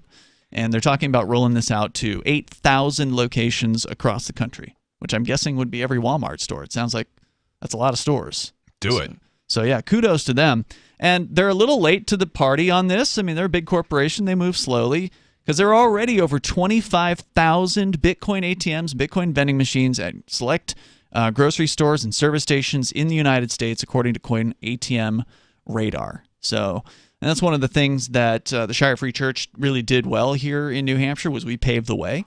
The Shire Free Church was the only operator of Bitcoin vending machines in New Hampshire for a few years until finally some other people decided they were going to, get into it. And now, last check, there were over 80 Bitcoin vending machines and or ATMs here in New Hampshire across the state, which I is see them everywhere I go now. fantastic. There's at least 4 of them here in Keene, New Hampshire. Well, a little town of 25,000 at max, probably more like 22,000 people, has 4 Bitcoin vending machines. I saw one in Prince Rupert, British Columbia, a few years ago, like this end of the world kind of port city that you can really only get to by boat. Barely, it's like just like the end of North America. And they've got Bitcoin. Oof. I'm reading a little bit further into this. This is not good news. So, according to this story here at Cointelegraph.com, customers can use the Bitcoin ATM by inserting banknotes and receiving a paper voucher with a redemption code. To redeem the code, customers need to then set up a CoinMe account and complete a background check. Users cannot, it gets worse. Users cannot withdraw Bitcoin from their account. That's not even Bitcoin. ownership. That's fake Bitcoin. You're buying Bitcoin for somebody else at that point. Like you're buying Bitcoin for Walmart. They have no indication of plans to offer this functionality in the near future. All right, I take it back. This is not good news. I had thought this was going to be what do you do with this Bitcoin that they own? I have no idea. You can't. Well, so once you've verified your identity, again, they just need to know who everybody is. We just want to know who you are. You know what they're probably going to do? Use the vending machine as long as we know who you are. The federal government's probably going to release their digital currency, and you'll be able to swap those Bitcoins into that digital currency. Maybe down the road. I think this is just. I think the government's trying to figure. The government and the banking apparatus is trying to figure out what on earth they're going to do about crypto, and they still don't know. They're just figuring out how to track it a little bit, at least Bitcoin, and they still don't know exactly what to do about it. So they're trying to set up some kind of structure where they can take advantage of it later and still know who everyone is. Every single person who comes in there and uses that is now on their registry of confirmed Bitcoin holders, and will be subject to whatever. In theory. Well, Bitcoin holders in name only because they're not even holding the Bitcoin. Well, but, Now no, this but company presumably is. by the time you've done all your KYC and you've given them a stool sample and everything, then they allow you to transfer it. No, it's saying you can't. Not even after That's you've what I'm saying. KYC'd That's why and coined me and yeah, all no, of that's that why stuff. I took it back. I take it back. This is terrible. Because they're not the only ones. PayPal did that too, right? PayPal also does not allow you to withdraw the Bitcoin. Yeah, but that's that's a step past the custodial. I was complaining about a custodial wallet. This is a step past that. Yeah, and it's honestly like, but it borders on fraud, right? Like if you're saying you've bought Bitcoin, well, how do I know you even have the Bitcoin? You're not letting me have it. So how do I know that what you've sold me is actually Bitcoin? There's a number on a screen, but I can't actually control it. I can't collect on that Bitcoin. Yeah, wasn't it Henry Kissinger who said if it's against the law, we do it immediately. If it's unconstitutional, it takes a little longer. And this could be that exact same kind of psychology that's running this operation. I think it was just this company, the Coinstar people are like, we want to do Bitcoin, and they're like, run it by the lawyers, and the lawyers are like, okay, can we do this? And they ran it by their government handlers, and they check with everybody, and they said, well, we have to do it this way. Well, that doesn't work. And we have to do it. It's even worse than that, and it's worse than that, and it's worse than that, and we got approval to do this. And it's like it's probably drifted so far from the original version of like, wouldn't it be cool if people could throw their change in there and get Bitcoin? Yeah, and you that don't even would've have to been cool. type in your email or anything. You're just like, here's some coins, boop, scan your QR code. Somebody needs that machine. That would have been innovative. That would have been a really cool thing. That's probably where they started. Yep. And when they figured out, like, well, no, they just raided these people in New Hampshire. We don't want that to happen. And they're terrorism. probably already, because they're money transmitting and, possibly, who knows, what nefarious people could be using Coinstar to circumvent central banking. Like, they're probably already kind of like in a compliant footing. Sure, like of course they are. Like really reporting. Anybody that's really dealing with money, scrutiny. anybody that deals with the state's currency is under serious scrutiny. Yeah. So by the time they got it past all the scrutinizers and their legal experts, that this is what it was reduced to. And here's the crazy thing: is like they accuse people like the Crypto Six, and they would accuse Coinstar of saying, oh, well, you're enabling terrorism, you're enabling money laundering, you're enabling all this crime. And I don't know if I agree with that. Like the Department of Justice supposedly has looked at cryptocurrency and admitted that actually most criminals use cash, right? It's like, why would a criminal want to use Bitcoin? It's traceable. It doesn't make any sense. But there are crimes out there of fraud that happen with Bitcoin, where like some elderly woman or man will, and it doesn't have to be an elderly person, but that does tend to be who gets targeted. They'll fall in love with somebody on the internet. We had one of these guys call our show, and we talked with him for 3 hours about what happened, and he got into detail about the scams that he was caught up in because he thought that this person loved him on the internet, someone he'd never met, never spent any actual physical time with, but fell in love with. And this quote-unquote woman who only just texted him, so it was probably a guy, right? We don't know. This quote-unquote woman who he met on a dating site was only texting him. She got him to buy Bitcoin for this scam artist and send it. But before that, she got him to buy a bunch of gift cards to go to Target. You've seen them. You've walked down the aisles at Target and Walmart and, CVS or whatever, and you've seen those gift card displays where there's like, Applebee's and there's Visa and there's MasterCard. So you buy the prepaid debit cards. The scam artist says, I need to get, $10,000 to get me out of this country or whatever, go to college or whatever the scam is. And the person believes it, and they go down to Target and they get 10 cards because each of them has like a maximum of $100 or whatever the maximum is. They get as many cards as they can, and they give a bunch of cash to the cashier, and they walk out with all these cards. And that cashier just assisted, unknowingly, in that fraudster committing that fraud. But yet the FBI doesn't go and arrest Target's managers.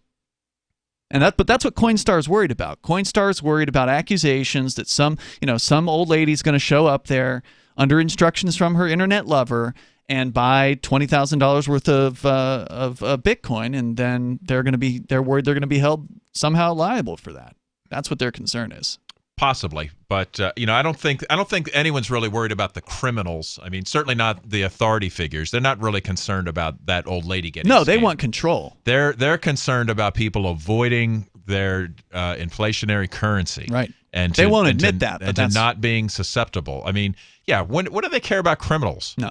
They don't. That's what I'm saying. Never. If they cared about it, they would stop all these people who are getting these gift cards. But Target and Walmart are selling I don't know how many billions of dollars of these things every year, and a good portion, some percentage of those gift cards are being bought by scam victims. And there's no way to stop it. Well, I heard recently the president office was issued their report being very concerned about cryptocurrencies interfering with their ability to levy sanctions internationally, like with Cuba or they're like, well, if because they realize like, oh, we don't really have this locked down like we used to. And they said it out loud. They're like, yeah, we can't dominate the world as much because of Bitcoin now. I read that and that made me feel so good inside. Like, hell yeah. Sanctions are an act of war against people, not Absolutely. government. That's why we have Bitcoin. It's the people who suffer sanctions the most. Regular old people. Out of time tonight. You can join us online. In the meantime, anytime over at freetalklive.com. Check out Jim on Punk Rock Libertarians. Look for them online as well. See you tomorrow night, freetalklive.com. Are you tired of governments murdering people around the world? Stop using their money. There is an alternative. Bitcoin is a stateless free market non-political currency. Bitcoin cannot be inflated or controlled by any government. By using their money, you are helping the state. Stop doing it. You have an incredible alternative available now. Learn it, use it, spread it. Get started with Bitcoin at bitcoin.com. That's bitcoin.com. Do you feel like your nation, state, or community no longer holds your values? Have you dreamt of a place where people agree that liberty is important and are free to pursue their projects so long as they respect the property of others? There are many people just like you